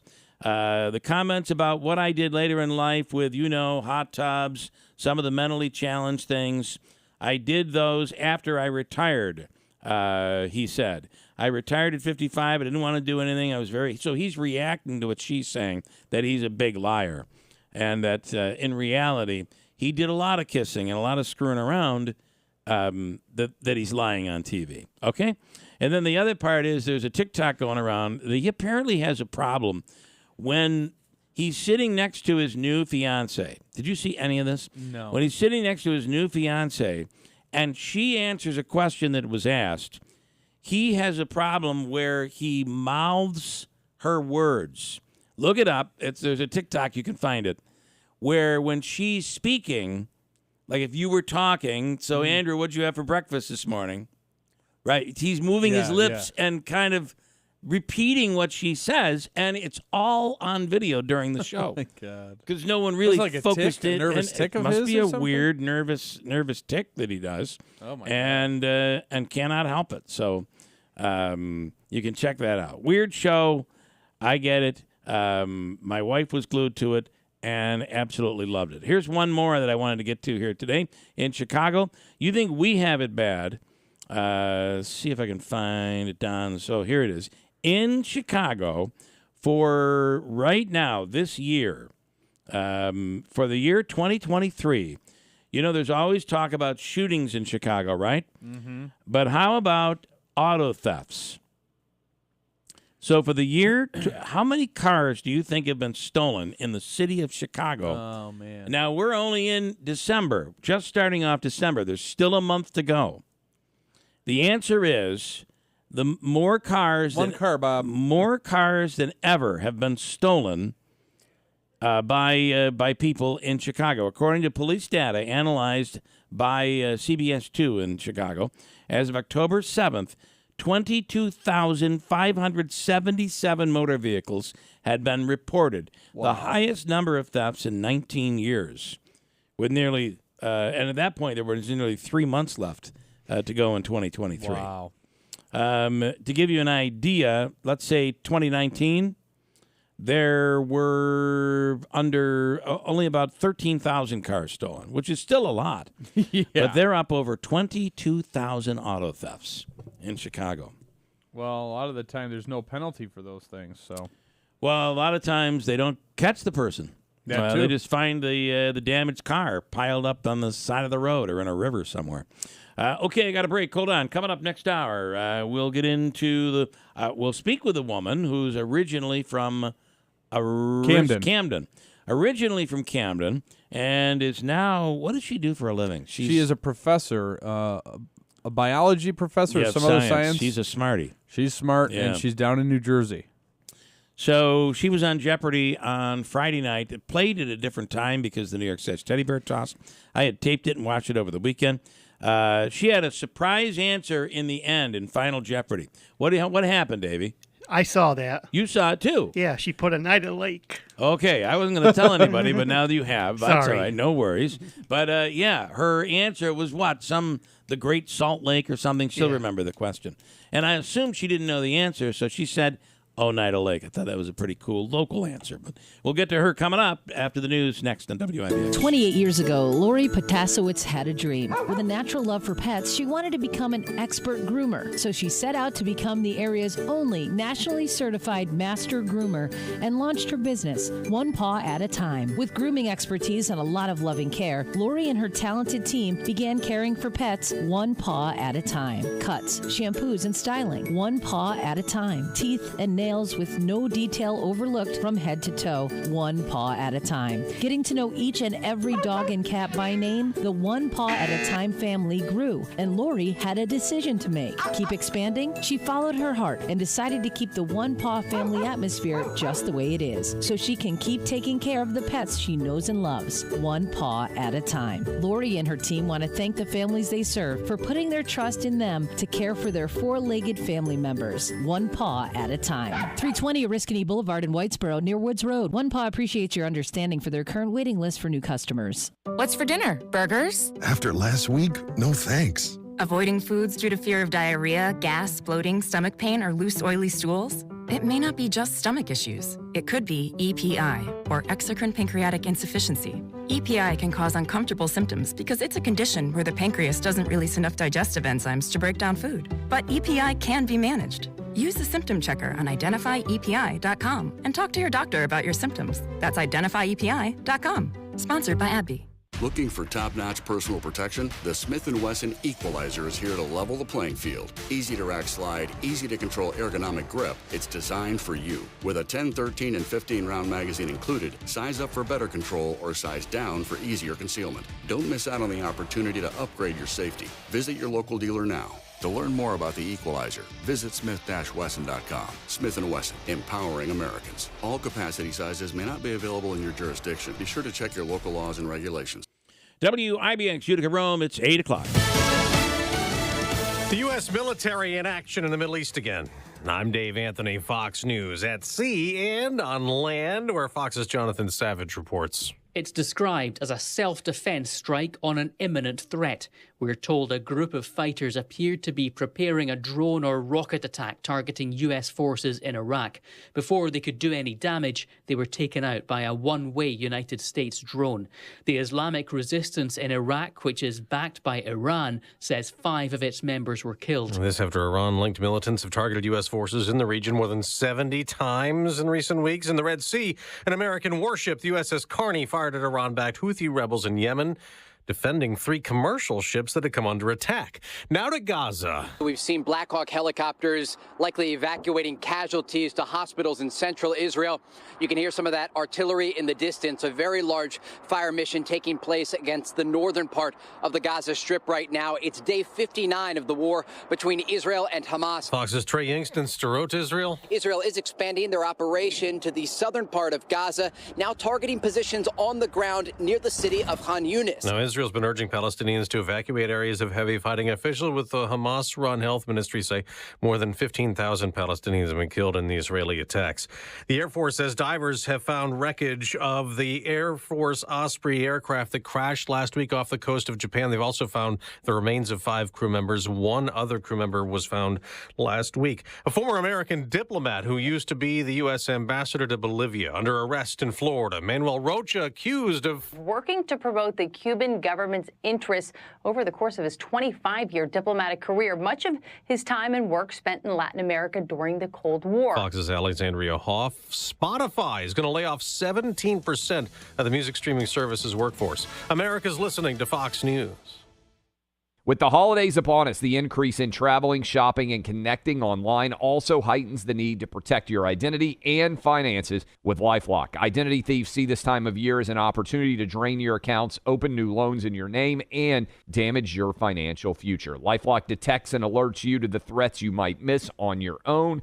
Don't let the busy holiday season catch you off guard. Save up to 25% off your first year with promo code CLAY. LifeLock.com, promo code CLAY. The Tunnel to Towers Foundation delivers on its promise to do good and never forget the sacrifices of America's greatest heroes. Heroes who risk their lives for our communities and our country. Heroes like United States Marine Corps Captain and pilot John Jeremy Sachs. He sustained fatal injuries when his military aircraft crashed during training. Tunnel to Towers provided his wife and 2 daughters with a mortgage-free home. Join Tunnel to Towers on its mission to do good in their honor. Donate $11 a month at T2T.org. Good morning, WIBX 950 News Time, 8:03. I'm Andrew Dominio. We have 39 degrees under mostly cloudy skies. Your full weather forecast is coming up. This update brought to you by the Mad Dash to save cash during My Carl's Holiday Super Sale. Glam vanities with mirrors, dining sets, rocker recliners, and more. Keep more jingle in your pocket at My Carl's New Hartford Shopping Center. Utica police are investigating a shooting that resulted in the injury of a 14-year-old child. Police say officers were called to the 1000 block of Wager Street in the early morning hours of Saturday for reports of a gunshot victim. Upon arrival, police were met by the victim and others and learned a fight had ensued on the 1000 block of Knox Street, resulting in rounds being fired by one of the groups. The victim was hit by gunfire in the chest and arm. The 14-year-old was sent to Wynn Hospital, where a bullet was located inside his body. He was then transferred to a Syracuse hospital where he is alert and conscious, but his overall condition is unknown at this time. Police still need help from the public to get the full picture of what happened. Utica police arrested a 19-year-old as well over the weekend following a traffic stop. Police say officers with the Crime Prevention Unit conducted a traffic stop on Steuben Street near Gold Street on Saturday. During the course of the traffic stop, an admission was made by the driver that there was a loaded handgun located inside a bag in the vehicle. Police discovered the loaded 9mm handgun, and both occupants of the vehicle were taken to the Utica Police Department. One of the males was charged. 19-year-old Domingo Arroyo ultimately claimed ownership of the handgun and was charged with criminal possession of a weapon and criminal possession of a firearm. The price of gas continues to decline in the Utica-Rome region, and that's allowing area drivers to save some money. According to AAA, the average cost for a gallon of regular fuel is now sitting at $3.60. That's down 2 cents in the last week and is a 10-cent drop from this time a month ago. The state average is $3.54 a gallon, while nationally it's $3.24. And the Powerball and Mega Millions jackpots are still on the rise and have reached a combined $789 million. The top prize up for grabs tonight is Powerball at $412 million. And whoever is lucky enough to pick the winning numbers for Mega Millions tomorrow will get at least $377 million. The cost of a ticket to play these games is $2 apiece. Each drawing will be streamed online. WIBX 950 News Time, 8:05. Your weather forecast is according to Eyewitness News Chief Meteorologist Craig Flint. Brought to you by Tallman's Tire and Auto Repair. For today, we'll see possible rain showers, otherwise cloudy skies. Highs in the lower 40s. Overnight, rain and snow possible with lows in the lower 30s. Tomorrow, we'll see a slight chance of snow showers maybe in the morning, early afternoon, then cloudy skies with highs in the mid to upper 30s. Right now, cloudy and 39 degrees at 8:06. From the IBEW local sports desk, it was a very successful teddy bear toss, the 19th annual, sponsored by New York Sash. The final score, 7-2 against Stonehill College, and it was a sold-out crowd. The Bears went a-flying, and ultimately another successful teddy bear toss in the books. For the Utica Comets, over the weekend, they split 2 at Cleveland. They lost to the Monsters Saturday night by a score of 4-2, then had a comeback from a 6-3 deficit to beat the Monsters 7-6 on Sunday afternoon. The Syracuse University football team is welcoming in Coach Fran Brown. He'll be holding his introductory news conference today. Brown, who comes to the Syracuse Orange from the University of Georgia, takes over for Dino Babers, who was fired last month.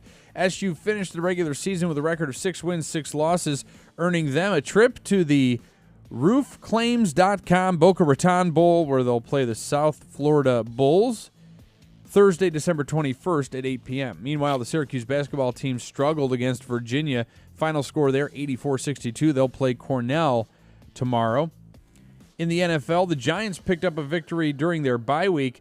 As the Commanders were blown out by the Dolphins, the G-Men improved to third in the NFC East. Obviously, not really going to have much impact as far as their wild card chances. Definitely not the division, as the Eagles still well ahead. But that'll be an interesting Sunday night football matchup next week, as the Eagles will take on the Dallas Cowboys. Buffalo Bills were also on a bye. The Jets' losing streak is up to 5 games after falling to the Atlanta Falcons 13-8 at MetLife Stadium. Unfortunately, the Whitesboro football team, their state finals did not go the way they wanted. Unfortunately, they lost that game, but we spoke to Coach Curtis Schmidt earlier, and he is very happy with the way his team played this year, and definitely excited about what Whitesboro will bring to the table next year. And finally, the college football regular season has come to a close, and bowl season is right around the corner. Syracuse did clinch their Boca Raton Bowl after finishing 6-6. But one of the big controversies over the weekend was Alabama getting into the college football playoff and Florida State being denied that opportunity, even though they were lossless. They have announced the top 4 schools that will battle for a national title. That's Michigan, Washington, Texas, and Alabama. Top-ranked Michigan faces number 4 Alabama in the Rose Bowl, and Washington will take on number 3 Texas in the Sugar Bowl. And Syracuse gets a bowl. They do, yeah. Yeah. The roofclaims.com Boca Raton Bowl. That is what, December 21st, I believe, at 8 p.m. I think Yep. that is when that game is going to be. Interesting Christmas tree story out there I'll get to coming up in a second. On Friday night and throughout the month of December, we'll tell you that Sleep in Heavenly Peace, the organization locally, which is working really hard to provide kids who don't have a bed to sleep on. And you say, well, that can't be that big of a problem. It's an enormous problem. Kids sleeping on floors, on couches, in chairs, a mattress thrown on the floor.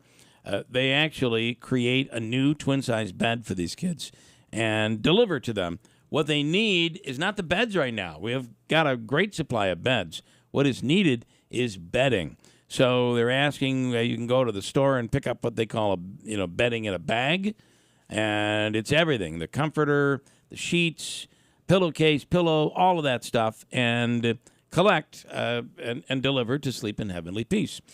On Friday night, over at the 233 station, the bar over there on Route 233, they had the Dusty Puppies played from 7 till 10. Dave Olney in that band. They were collecting for Sleep in Heavenly Peace. And David is on the line right now. I'm told, Dave, you had a hugely successful night. We did. Good morning, guys. Good morning. So yeah, we had such a good time over there.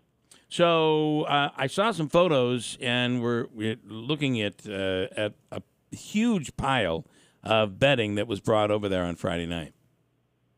It was a mountain of stuff. They all night long, people were streaming in.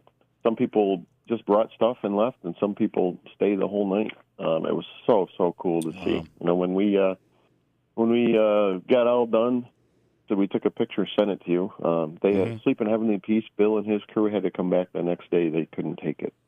Wow, that's awesome.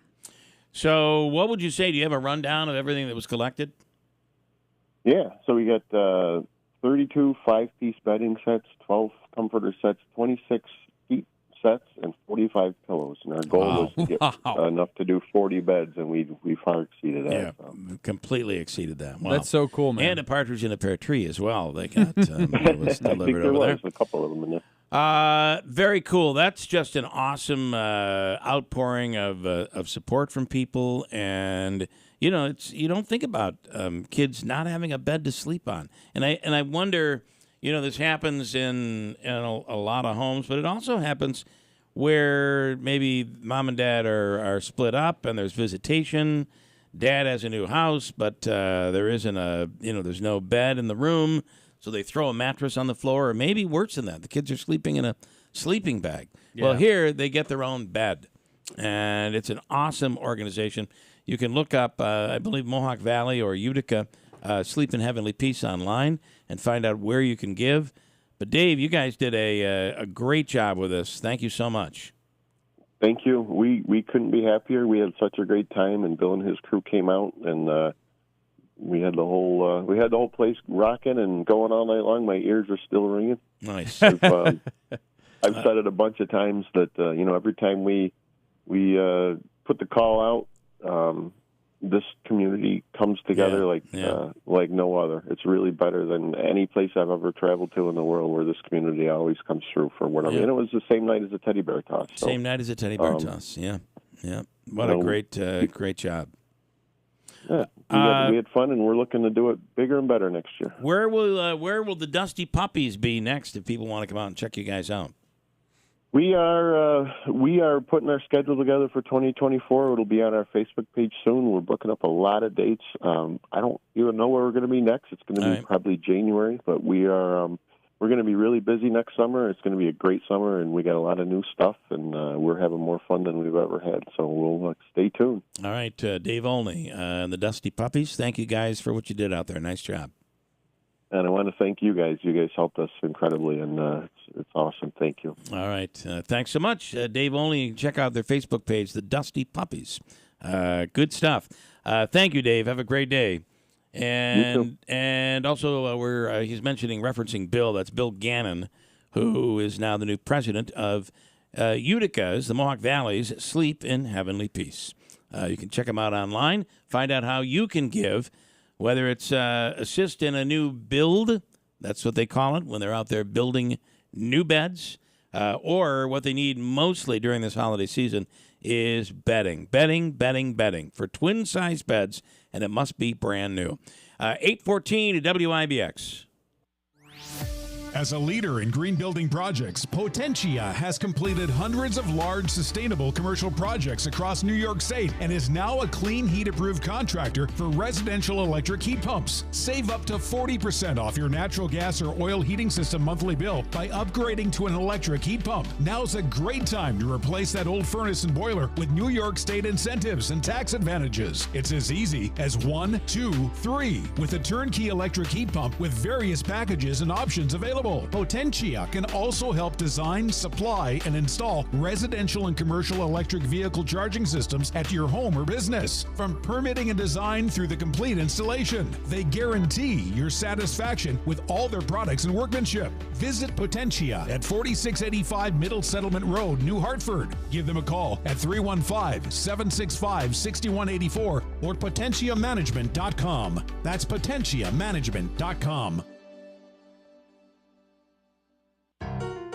Go green, they say. But how? Start with your biggest investment, your home. Invest in the future with a new water furnace geothermal heating and cooling system by City Suburban. We at City Suburban have converted hundreds of customers to green energy to heat and cool their home. And we can do the same for you. Now is the best time with the New York State Clean Heat Energy Program, where you can save up to $12,000 while funds are available on your water furnace geothermal system, plus a 30% federal tax credit. They say go green.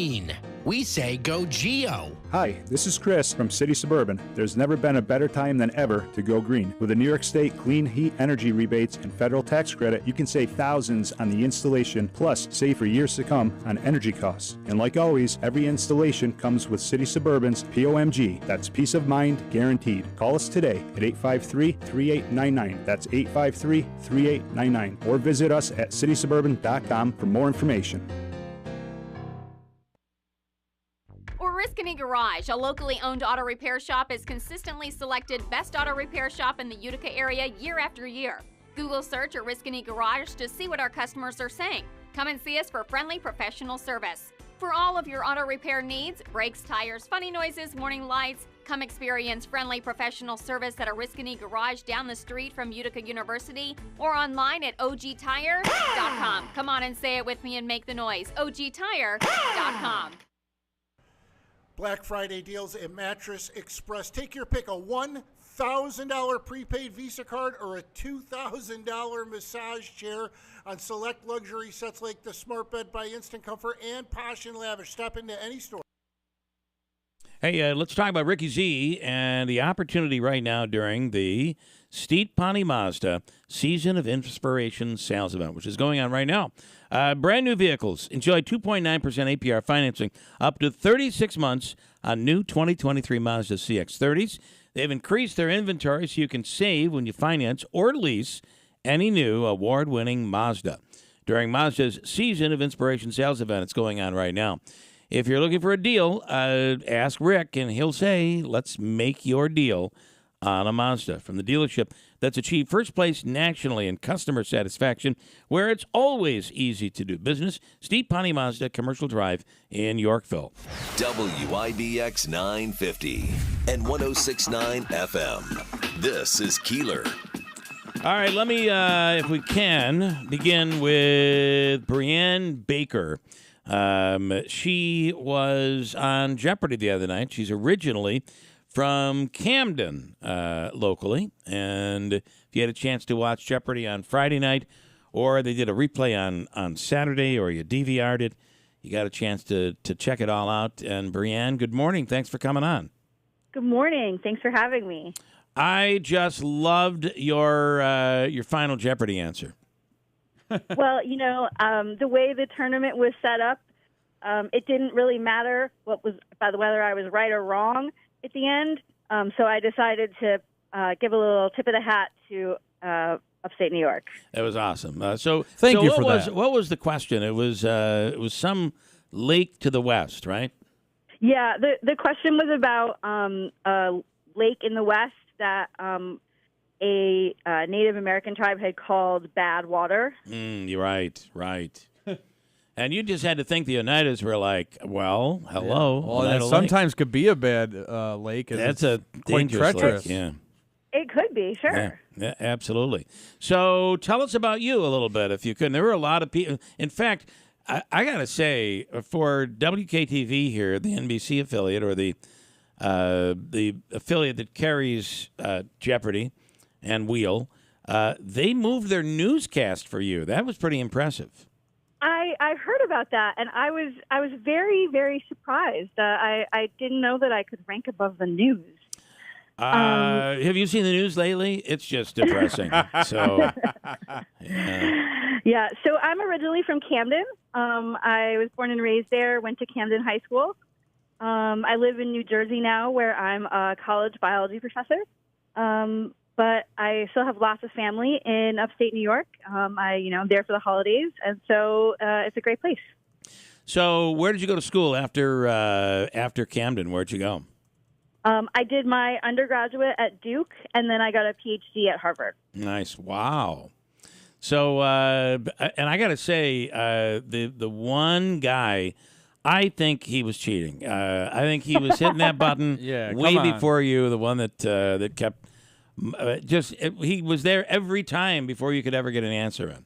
I know there's a lot of strategy and timing with the buzzer, and I felt like I understood it the previous time I was on, but going against other champions is tough. Yeah, that's different, right? It's the you have three people there who were elite. I mean, to get on that program and to be a champion is a big deal. Right. Yeah, the process of getting on in the first place is pretty long, and there are a lot of levels of selection. They actually tell you at Jeopardy that to be in one of those spots mathematically is much harder than getting into Harvard, actually. Yeah, wow. I find it funny watching Jeopardy. My wife and I will compete back and forth, and I'll usually either lose or win sometimes, and usually the score is like 2-1 because we don't count the ones we don't get. Yeah, right. But it's funny how with Jeopardy, and especially when you get one of these championship rounds where, all three of you are clearly very well educated and smart. You know a lot of stuff, and you've been able to study. But where sometimes you get in and it's the pop culture questions that are so easy for everybody else, it become difficult for the champions. Oh, absolutely. And I will also tell you that, being there under the lights on your little riser, because they rise you up and down so that you're all looking like the same height. Okay, I didn't know that. Interesting. That's cool. Suddenly, there are all sorts of things that I'm not sure I know you would know at home, and all sorts of things that you blank on that you would definitely know at home. I know. Yeah, it's just the pressure. It's like our 7-second clock. Yeah, right. We do a question each morning, and it's 7 seconds. And, I've heard countless times from people, I knew that answer. I just couldn't place it with that clock ticking away. And, the other person's trying to get in before you. What about family around here? Do you have still family here? So my parents live in Camden. And a lot of my extended family also lives in Camden or in sort of Rome or other surrounding areas. Yeah. So this is pretty interesting, though. Looking at your bio and doing a little research, so you're you got a PhD in immunology from Harvard. So congrats to that. Very impressive. Thanks. She went to Duke University to get her Bachelor of Science in Biology. But I see here that you returned to the central New York area after graduating from Harvard briefly to do a stint at Hamilton College.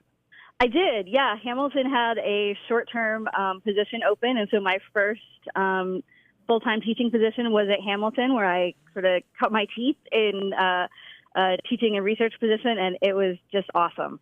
I really liked being in Clinton for 2 years, and I'm so grateful to have had that opportunity. It's something, too, to realize that we're always quick to criticize our schools, yet we really do have good schools here in upstate New York. And a lot of it just has to do with when you have someone who, obviously intelligence plays a role, but someone with drive. Clearly, for you to accomplish everything you've accomplished, you had great drive. You must have. Well, thank you. I think that drive is definitely important. And I also think that having a lot of supportive people around you who sort of are okay with you being curious about random things or wanting to go off and do goofy science and who are okay with you then geeking out about it all the time is pretty important, too. What about, if I could, being the father of a daughter who's currently in college and has gone down the road of science? It is a big deal. Women in science today, it's no longer an oddity. It's quite prevalent. Absolutely. One of the things I do on the side is I do podcasting, specifically because I want people to see a woman in science talking about science and thinking about science to help them, imagine a woman when they're picturing a scientist. So I think it's really important. And most of the people in my department are women, and it is a great opportunity, but I won't say that there weren't challenges a few years ago in getting to this point. Yeah. So the battle is not over? The battle is unfortunately not over, but it is better than it was. Yeah. All right, here's the most important question. You got Duke versus Syracuse. Who are you picking? Oh, well, as a Camden Blue Devil, I was already predisposed to Blue Devil. Got it. And now, it's always Duke. It's a very good answer. That's a very good answer. Yes. All right. Well, listen, great stuff, Brianne. Brianne Baker, originally from Camden. Her family's from here as well. And she is a Jeopardy champion and was on the other night.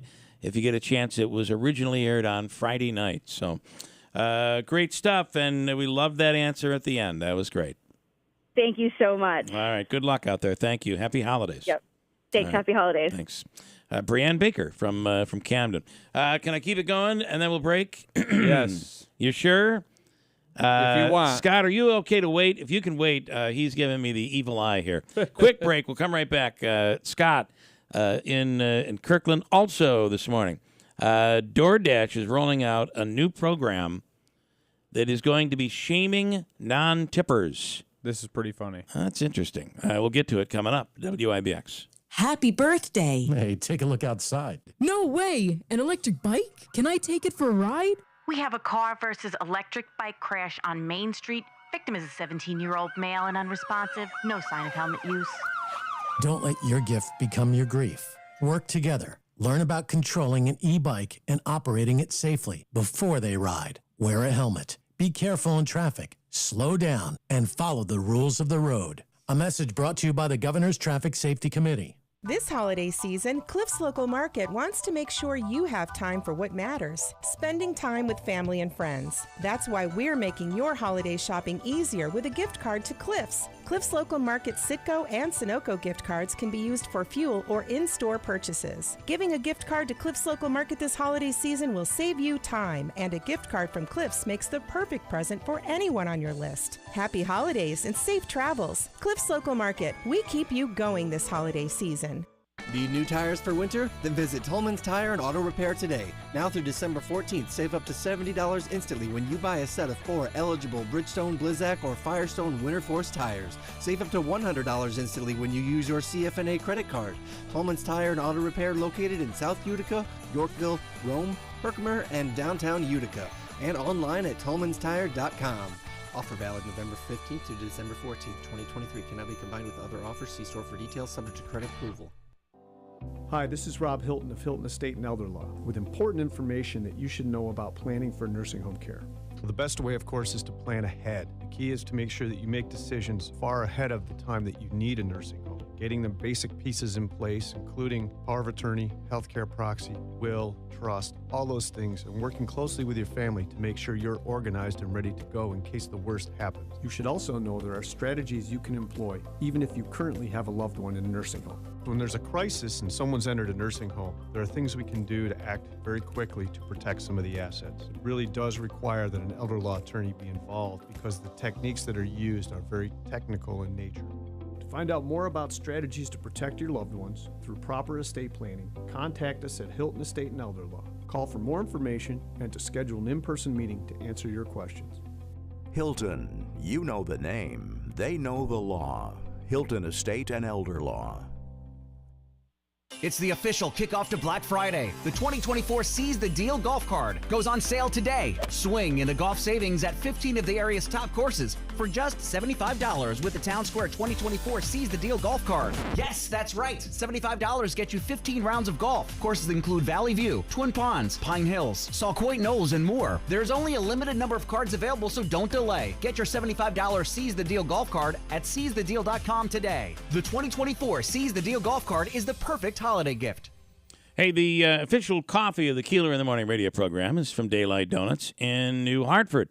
And, you know, we're in the holiday season, and you might be thinking about the most amazing holiday lattes that they have right now at Daylight Donuts. There's the Daylight Donuts Almond Joy Latte. I'm telling you, you've never, it'll blow your mind. But there are others as well. How about the gingerbread cookie latte, the chocolate peppermint candy cane latte, and the amazing s'more latte, all available at Daylight Donuts in New Hartford. Plus, you can order your snowflake rolls for Christmas dinner, and gift certificates, gift cards are available. Buy $20, get $5 free. It's all at Daylight Donuts with the fastest drive-thru. You're in, you're out, you're on your way. Daylight Donuts in the village of New Hartford. WIBX 950 and 106.9 FM. This is Keeler. All right, one of the problems there seem to be having with DoorDash is people not tipping. And then the people who make the delivery, they get angry and they say something, and we've seen other things happen, which is not good. But there are many DoorDash users who tip appropriately, but many who do not. So DoorDash is rolling out a new pilot program to shame, believe it or not, non-tippers. I can't believe we're going down this road. But Valerie Sokolowski is an image and etiquette specialist and assists businesses and people in general, and is on the line right now. Valerie, good morning. Good morning to you. It's an interesting topic. It is. And explain what it is they're going to do here. Well, kind of like when we go into any coffee shop and that screen turns around and it kind of says, this is what we suggest. Right. That's what they're doing. Oh, but I okay. tell you, I have to share a personal story on this. I'm so glad we're doing the interview because I had a couple of years ago a grandson who just for the hay of it decided he would become a dasher. Okay. And I'm going to tell you, he had the greatest experience. He had fun. He said the people were delightful and everyone tipped on top of what was on the app. Right. That's awesome. Yeah, I find It is awesome. I think that is more prevalent than we're giving ourselves credit for. Well, I think it is, too. And here's something else I didn't know. Dashers really get paid quite a bit of money. They can make up to $100 in about 4 to 7 hours. Okay. That's pretty good. That's not You know, bad. I got to say, tipping sometimes has always been an issue, but the idea of tip shaming can be just as bad as not tipping in some ways, correct? Yes, absolutely. And I will just say, I say to all the audience that are listening and to myself, I will never tip just because I feel like I have to. Because think about it, tip is for getting good service. Right. So if I'm not getting good service, they shouldn't expect a tip. Yeah, and it's almost, and here's the problem with DoorDash, is that you're already paying a higher rate for the food that you're getting had you gone into the store. You're paying much more than you would had you gone to the restaurant.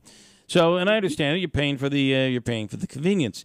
But then now they're suggesting, not just 15%, which was always the customary tip. Now it's 20. Well, inflation. 23 and maybe 25% is being added to the recommendation.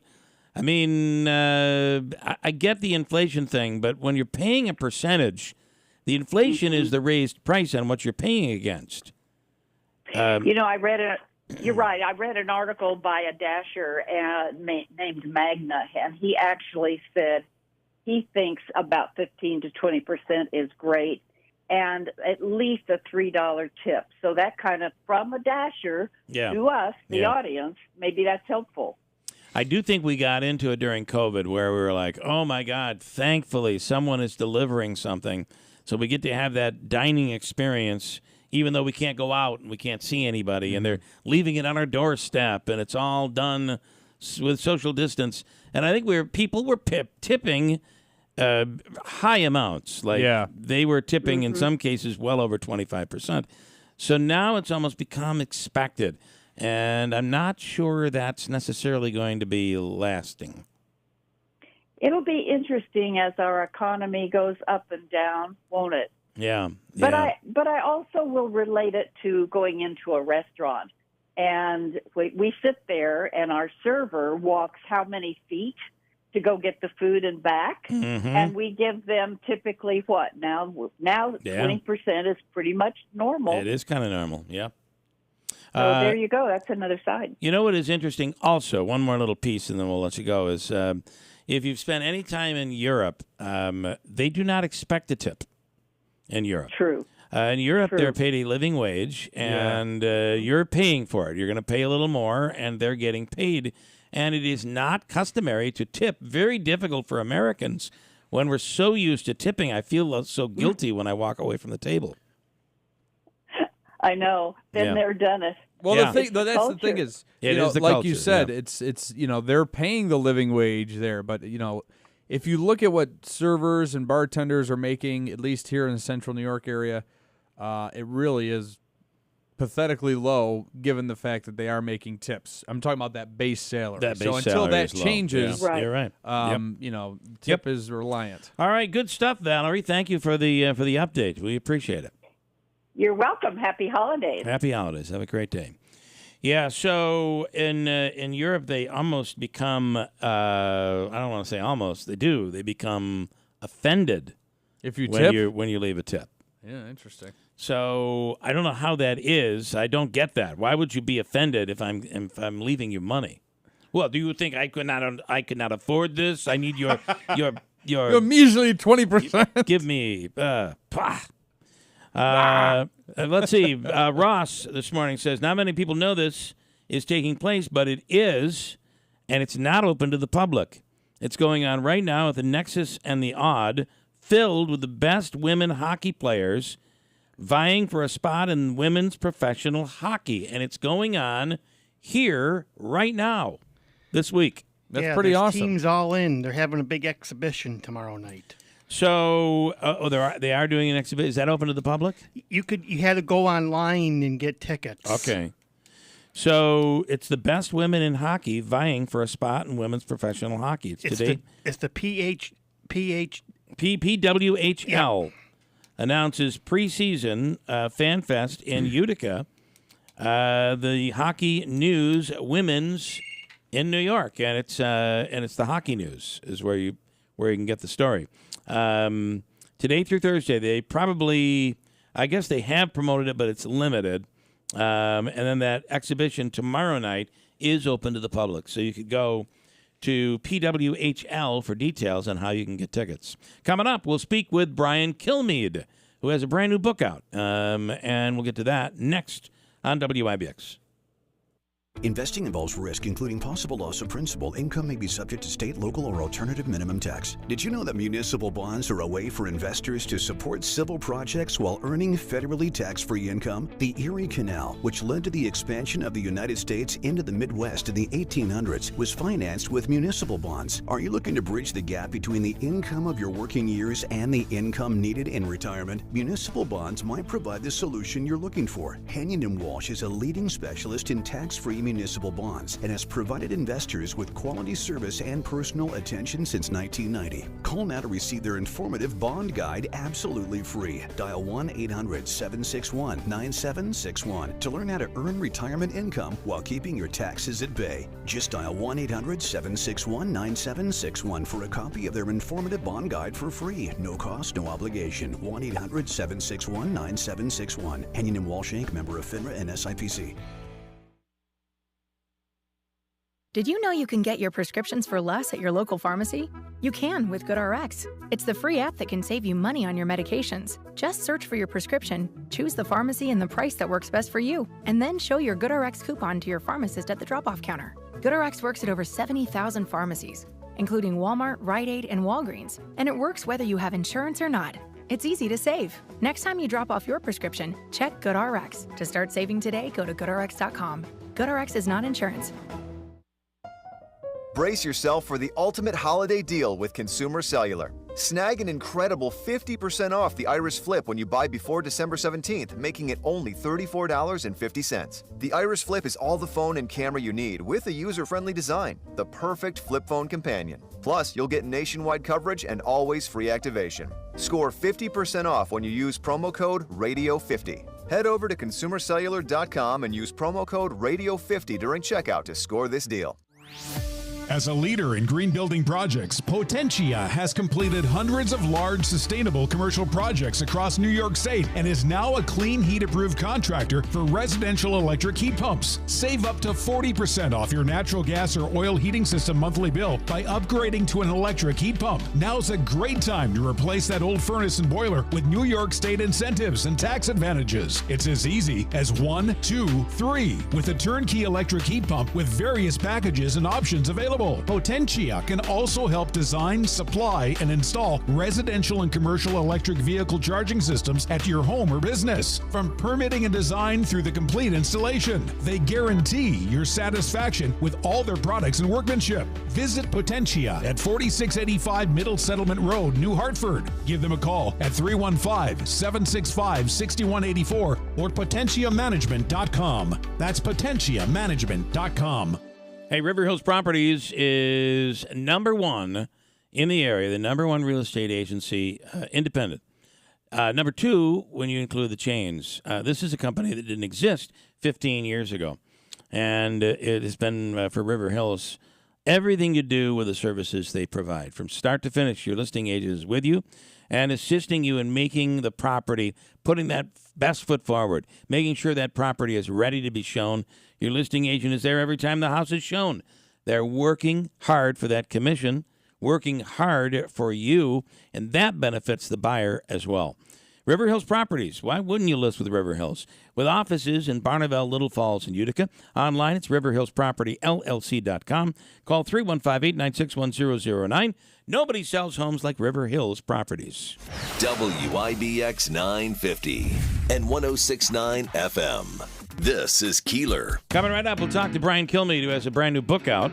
Brian, of course, is on this morning from 9 until noon before Jimmy Fallon. And we'll speak with Brian in a few minutes. Talking about tipping, I have people commenting on tipping here. Regarding tipping, Mike says, I'm seeing places that feel that they should get a tip in places I've never seen before. I'm expecting next that I'm going to have to tip my mailman every time he delivers or she delivers the mail. Jake, well, it's nice to give him a gift, your mail person. This time of year, it is a good idea. Jake is in Utica. Hi, Jake. Good morning, guys. What do you think? I don't want to mention the name of the pizzeria. Okay. I live 4 blocks away from this pizzeria. They make delicious pizza. Yeah. So I called, and I asked the woman, I said, I'd like a large cheese pizza. Could I have a price on a pizza? She goes, it's $18.50. All right, okay, fine. I said, could I have a total? She said $27. Bill, I kept my mouth shut. Yeah. 15 minutes, the guy came, delivered. He was happier than a pig, and you know what? Right. I gave him the $27. That tip's already in there as far as I'm concerned. It's already in there. Yeah, that's what it sounds like to me. Yeah, I mean, it went from $18.50 to $27. Yeah, 27. I gave him a 20, a 5, and 2 ones. So you're basically getting a $10 fee How do you like that? Yeah, wow. Yeah. But the food, excellent, though. Oh, the food is worth it. Okay, it's worth it. It's worth getting screwed over. No. How do you like that? Now, so you didn't tip extra. You figure the tip is already in there. No, I'm thinking bullshit. Excuse me. That's right. I can't say that word, but yes. The tip's already in there. Fair enough, Jake. Thank you, man. All right. Have a good day, Have a guys. great day. All right. There's a tip from Jake. I don't know. I still think I would still feel obligated because I don't know where that extra $10 is coming from. Yeah, it's a delivery charge, but if anything, that should go to the driver. And that doesn't sound like that was a. Can you imagine if he used DoorDash? Oh man, it would have probably been $35. Right, because I mean, you can get. Boy, I find. All right, so you go to Five Guys, you order 3 cheeseburgers, and it's like $65 or something. Yeah. I don't really trust DoorDash either. I'm telling you, you're better off just go and get it yourself. Getting out of your stinking chair. Don't be so lazy. Yep. Get in the car and go drive and buy your burger. Although there are those moments where you don't want to get out, and it is kind of wonderful. Brian Kilmeade has written some great books. He has a brand new one out, Teddy and Booker T, How Two American Icons Blazed a Path for Racial Equality. And the book is available right now. Brian is on the line. Brian Kilmeade, good morning. Hey, good morning. Thanks for having me on. Thanks so much for coming on. This is a great American story, and I think we forget all of the great equality stories. We always easily get tied up in the racism and the bad stuff. But this is a great story. Yeah, I mean, and that's a good point. I mean, we got we got to make progress. Absolutely. Is there still progress to make? Sure. But do you understand where we were as a country and how far we've come? Yeah. And who's responsible for it? No one's solely responsible for it. But you know Booker T. Washington, if I tell you that, you'll say, well, that's maybe my grammar school. That maybe is a name I heard about in history class. I have no idea what he did, and that's fine. But you know Teddy Roosevelt. But do you know how he worked with Booker T. Washington? And when I went up and I found this myself, and I went up to the family, the great-grandson runs the Long Island University Roosevelt Center, Tweed, who actually knew Teddy Roosevelt's wife, his great-grandmother, until he was 8 years old. And I said, listen, am I dreaming here, or is there this relationship that no one's talking about? And they were fully in support. They gave me a lot of information. And you see Teddy Roosevelt wrote the foreword to one of Booker T's last books.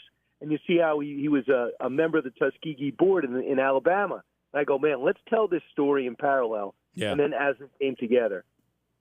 I do think also, we look at at the great leaders who did get us to where we are today, who did make advances, and it's important that we remember there was a time, and even when you talk about Abe Lincoln and what Abe Lincoln accomplished, or what our forefathers accomplished in trying to open the door for freedom for all. This was a time period where it wasn't just that simple. You needed to, sometimes you could make gains and it wouldn't be all of what we would think should have been done today, but back then it was a big deal. Yeah, I'm not whitewashing anything, and neither are you. Right. You're not saying that segregation was okay. You're not saying slavery was not an abomination. It was. You're not saying that it was much harder for African Americans, especially back then. No one's saying that. But what I do is I bring you to different quotes in the background of somebody who was born a slave in Booker T. Washington, who never had shoes until he was 10 years old, slept on the floor, on a dirt floor, had one meal a day if he was lucky, still loved the country, and wanted to make it better. He could have left. He was a rock star in Europe. He was in the North. Andrew Carnegie was one of his best friends, as well as J.P. Morgan. That's who he hung out with. But all he wanted from them was help with Tuskegee. When they tried to give him money and a job and a position on a board, he said, no, if I'm going to get anything, any money you give me, I'm giving to the school. Wow. What about there was a dinner at the White House? The dinner at the White House was because two friends wanted to get together, and he wanted to understand what needs were in the South and what judges should be appointed. So he did this horrible thing, and I'm being sarcastic, invited Booker T. Washington to the White House and do what he did as a governor. Had African Americans not only come over for dinner, but also sleep over. It's like, guys, why don't you come over for dinner? My family's here. I want you to meet my family. He said, great. He knew it. There was something he said, oh, this could be bad in the South.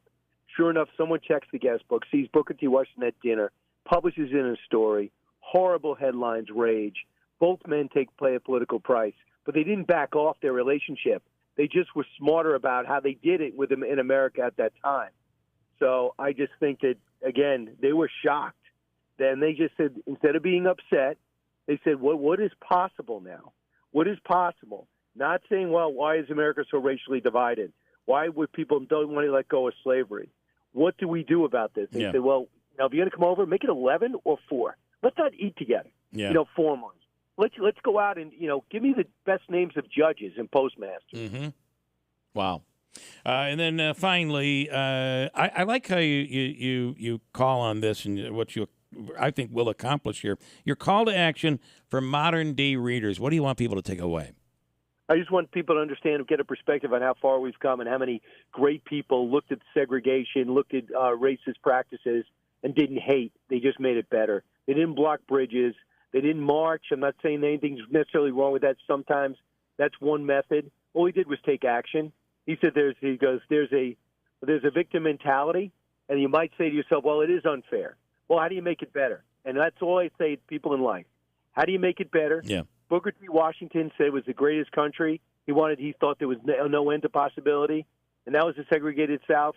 Please don't use excuses that race or anything else stops you. It may make it more harder, but when you get there, you're going to be that more gratified and deserve even more credit. Brian, we appreciate it. Thank you so much. The book is out. Teddy and Booker T, How Two American Icons Blazed a Path for Racial Equality. Brian Kilmeade, we'll be hearing from you in about 10 minutes. Thanks so much.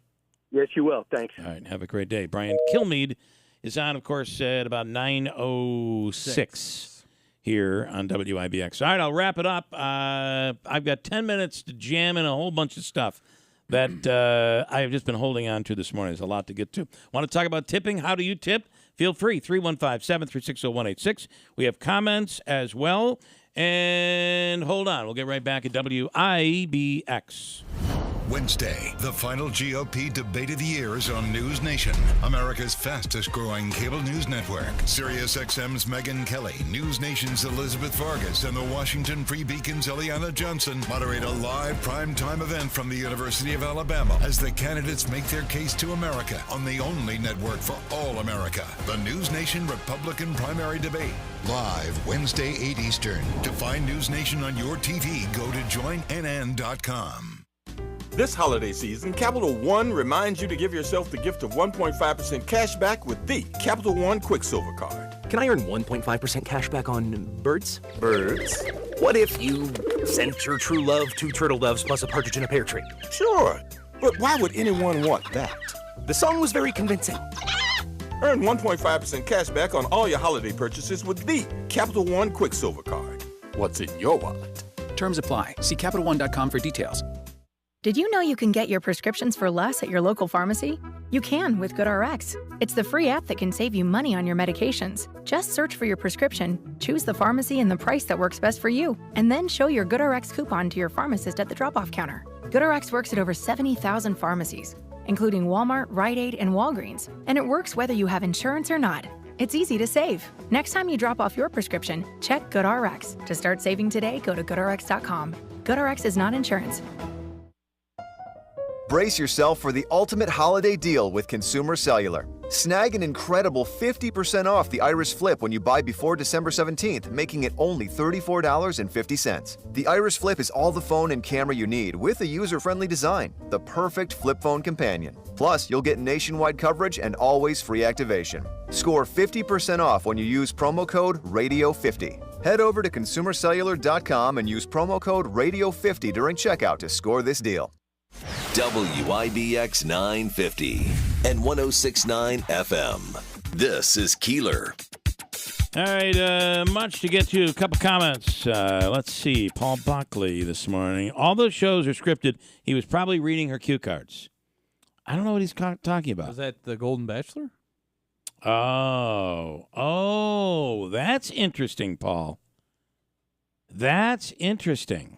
He was reading whose cues? He may have been reading her cue cards. So we're talking about The Bachelor, and one of the things that is this Golden Bachelor, and one of the things that people are saying is that there he is. He's like reading what she's saying. Like she's talking, and you look at his lips, and he's like reading, like repeating what she's saying. Yeah. And I've thought about probably that. Just doing it to mess. What a talent that is! How could you do such a thing? Like I couldn't do it. Like if you're talking, I pick up your words maybe 2 or 3 after, and I'm going. I would have a hard time doing that. But what if he's reading her lines that she is? That Buckley is one smart cookie. Paul, that's brilliant. Yeah, I've got one here. First time ever, Paul. I'm saying it. Brilliant. And then Mike says, I was impressed when Kennedy was on stage and gave Brian great marks in regards to the amount of research he does by himself and that he writes his own books. He does not have a ghostwriter. Yep, that's true. Regarding tipping, I'm seeing places that feel that they should get a tip in places that I've never seen before. That was from earlier, sorry. And that's actually a good transition to the comment from Sir in Utica. At Core Eatery in New Hartford, they make $17 per hour, and the screen comes up to tip or not to tip. Is it $17 enough to pay these high school college kids to make a salad? I love the insurance commercial where it's like when you become your parents. Yeah. And he's getting the salad, and it's like, he's like pointing over the sneeze guard. Pointing over, like, and she's like, "Sir, put your hands back." And then it's like, "Okay, your salad. It's at $19.95." And he's like, "No, I'm only buying one salad. I'm not buying everybody else's." No, that's what those salads cost when you walk into those places. Yeah, they do. Yeah, those commercials are funny and real accurate. I've been told by my sisters and at some points my girlfriend that I should be in one of those commercials. I understand. Thanks. Yeah, I can see that. I can see it. Let me see if any comments here. I got a bunch of comments. Rudy, the app is telling us you're playing the football game. Yeah, it happened this morning. I don't know. Yeah, it was solved pretty early. Guy in the 540 Rem Arms closing of the Alien plant hit our news this morning. So the Observer Dispatch too. He's in the 540. Today's OD. Today's OD. The story of Remington closing is in. I was told that. Wait, I was joking. Are you serious? No, I'm telling you. Yeah, that's what I was told. Oh, boy. Okay, yeah, I guess I can't read your comment, but, it's a good one. Washington, D.C. is worse than Chicago. We were talking about the number of cars stolen in Chicago, over almost 23,000 this year. Hey, Bill, do you know if Jimmy Fallon knows Peter Franklin? Because Jimmy used to be a cab driver. He does not. I've asked him that question. Yeah. You have to also remember if I steal your car but I leave it at like a store, it's just considered joyriding. Yeah, I think there's probably truth to that. And on the line right now, here he is, the man with the plan, the better extraordinaire. He's better than everybody else. Scott in Kirkville, good morning. Hey, listen, do you still have the Formica countertop lawyers question? Do you still do that? You mean Hobica? I see. Hobica. I'm sorry. Okay, yeah, it's not Formica. I thought it was Formica, the countertop lawyer. It's Hobica. Yeah. Oh, okay. This morning we had I love how we gave it away this morning. The guy lost, and I'm like, well, let's just keep trying to give his money away. Yeah. End of the day, he walked away with $150 this morning. Wow. Pretty cool. The new coach gets introduced at 10 a.m. at a news conference. They got off the plane yesterday. Actually, pretty impressive. All this children already had Syracuse orange gear on, so he's coming loaded for bear, I think. Well, my guess is they sent him a bunch of stuff. Yeah. Here's a care package for you. Listen, as long as we have you on, I wonder if you would know the answer to these. Yeah. This is from this morning, and I know you're not able to listen because of where you're located. Yeah. So remember Roseanne Barr singing the national anthem? Because everybody's complaining. Yeah, Tom Arnold, the San Diego Padres, yeah. Okay, you totally remember. Yeah, he would have won the big bucks. Yeah. She also pretends she was a baseball player. She spit and scratched too. Okay, that was question number 2. And which president complained about her? Which president? Yeah. Well, let's see. It was probably done she smeared, I think, the Tom Arnold at the time, so that'd be in the 90s. It wasn't George W. Bush the first, was it? Yeah, it was. Yeah, it was. Yeah. You'd Okay, I have would've walked away You'd have with won it. all three. You would have walked away with That's with $1 million this morning. The trivia, the minutia guy, right? That's my new thing. That Scooter Minutia guy. By the way, I got a bowl game name after me. What a great year. Hamburg down at Rockies in a bowl game now. I tell you, can't get any better. What is the bowl game? It's a Scooter something or other. Davey might know where it is. They changed the name. I remember where it used to be. What Scooters is? What is Scooters? It's like a Davey? fast food chain, isn't it? It's a coffee. Oh, okay. It used to be a burger shop down in Mohawk. He's got a bowl named after him, the Scooters Coffee Frisco Bowl. There you go, the Frisco Bowl. In fact, that's in Texas, I think, Dave, right? Yes. In North Texas. That Boise State played down there last year. So Syracuse is going to play in the Boca Raton. Yeah. Roofclaims.com Boca Raton Bowl. Yeah, Boca Raton. So actually, the funny part is Miami's got to come up and play in New York. I'm sure they're real happy about it. If I'm Syracuse, I'm happy. I'm going south, and it's before Christmas, so you get the bowl game over. You don't have to worry about ruining your Christmas. It's probably the perfect solution. I think. Wonder if there would be players that were not enthused, but now that it's going to be in Florida, they're all about it. And it's an 8 p.m. game on the 21st, so pretty cool. It's perfect. Hey, it's perfect. I hate to say we're out of time, but Can I call back later in the week to talk about what happened to Florida State? Because that was the biggest rob job I've seen. Yeah, we want to hear. Call in tomorrow. I want your opinion on that. Call us tomorrow, okay? That's crazy. All right, okay, buddy. Thank you. Got to go. Back tomorrow. Enjoy your day. From the Stanley Theater Studio, WIBX 950 Utica, Rome, W295DI Utica, Rome, your news, talk, and sports leader, a Town Square media station. The U.S. goes on the attack in the Middle East. I'm Dave Anthony, Fox News. Going after Iran-backed militants in Iraq, killing 5 of them in a drone strike. A defense official tells Fox it happened after those militants were seen preparing an attack. Suspect Americans. Forces in Iraq and Syria. Republican Congressman Pat Fallon tells Fox Business we haven't retaliated enough. You know what about bullies and terrorists? If you do nothing, they'll hit you more. They'll continue to do so, just like a bully would. You have to stand up, and there has to be repercussions. The U.S. was also engaged in the Red Sea. The U.S. Navy says it shot down 3 drones in a multi-layered wave of attacks by Iranian proxies earlier Sunday. Houthi rebels claim their drones were firing at commercial ships that are linked to Israel. Fox's Anita Vogel. The war rages in Gaza after the ceasefire ended. We just ran for cover about a minute ago as there was incoming fire here along the Israel-Gaza border. Fox's Trey Yings says Israel shot them down. Now, the Israelis say overnight they hit 200 different targets inside Gaza, bringing the total number since the war began to more than 10,000. Israel's also going after Hamas targets in the south of Gaza, urging Palestinians to evacuate, though some of them already displaced say there's nowhere to go. The U.S. has been pressuring Israel to reduce civilian casualties in Gaza, but that is not enough for some pro-Palestinian Democrats. Standing behind a lectern reading Abandon Biden, Ceasefire Now, Muslim community leaders from Michigan, Minnesota, Arizona, Wisconsin, Florida, Georgia, Nevada, and Pennsylvania pledged to withdraw support of President Biden. Fox's Jared Halpern at the White House. Police in Dallas, Texas keep searching for a killer the day after a shooting at a house. 3 adults and a 1-year-old boy were killed. A 15-year-old girl survived and is in a hospital. It happened the same day. A man in New York City murdered 4 relatives in a Queens home, 2 of them kids. He then stabbed 2 police officers as he left. They're expected to recover. One of them shot and killed the killer. America's listening to Fox News. With the holidays upon us, the increase in traveling, shopping, and connecting online also heightens the need to protect your identity and finances with LifeLock. Identity thieves see this time of year as an opportunity to drain your accounts, open new loans in your name, and damage your financial future. LifeLock detects and alerts you to the threats you might miss on your own.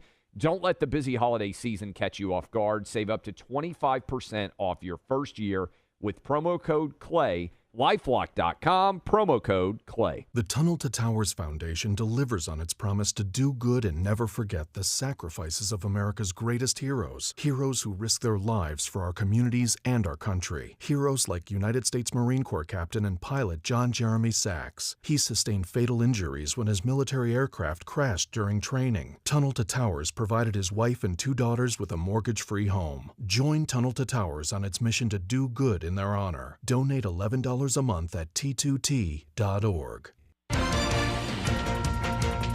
Good morning. WIBX 950 news time, 9:03. I'm Andrew Derminio. We're at 39 degrees under mostly cloudy skies. Your full weather forecast is coming up. This update brought to you by the mad dash to save cash during My Carl's Holiday Super Sale. Glam vanities with mirrors, dining sets, rocker recliners, and more. Keep more jingle in your pocket at My Carl's New Hartford Shopping Center. Utica police investigating a shooting that resulted in the injury of a 14-year-old child. Police say officers were called to the 1000 block of Wager Street in the early morning hours of Saturday for reports of a gunshot victim. Upon arrival, police were met by the victim and others and learned a fight had ensued on the 1000 block of Knox Street, resulting in rounds being fired by one of the groups. The victim was hit by gunfire in the chest and arm. The 14-year-old was sent to Wynn Hospital, where a bullet was located inside his body. He was then transferred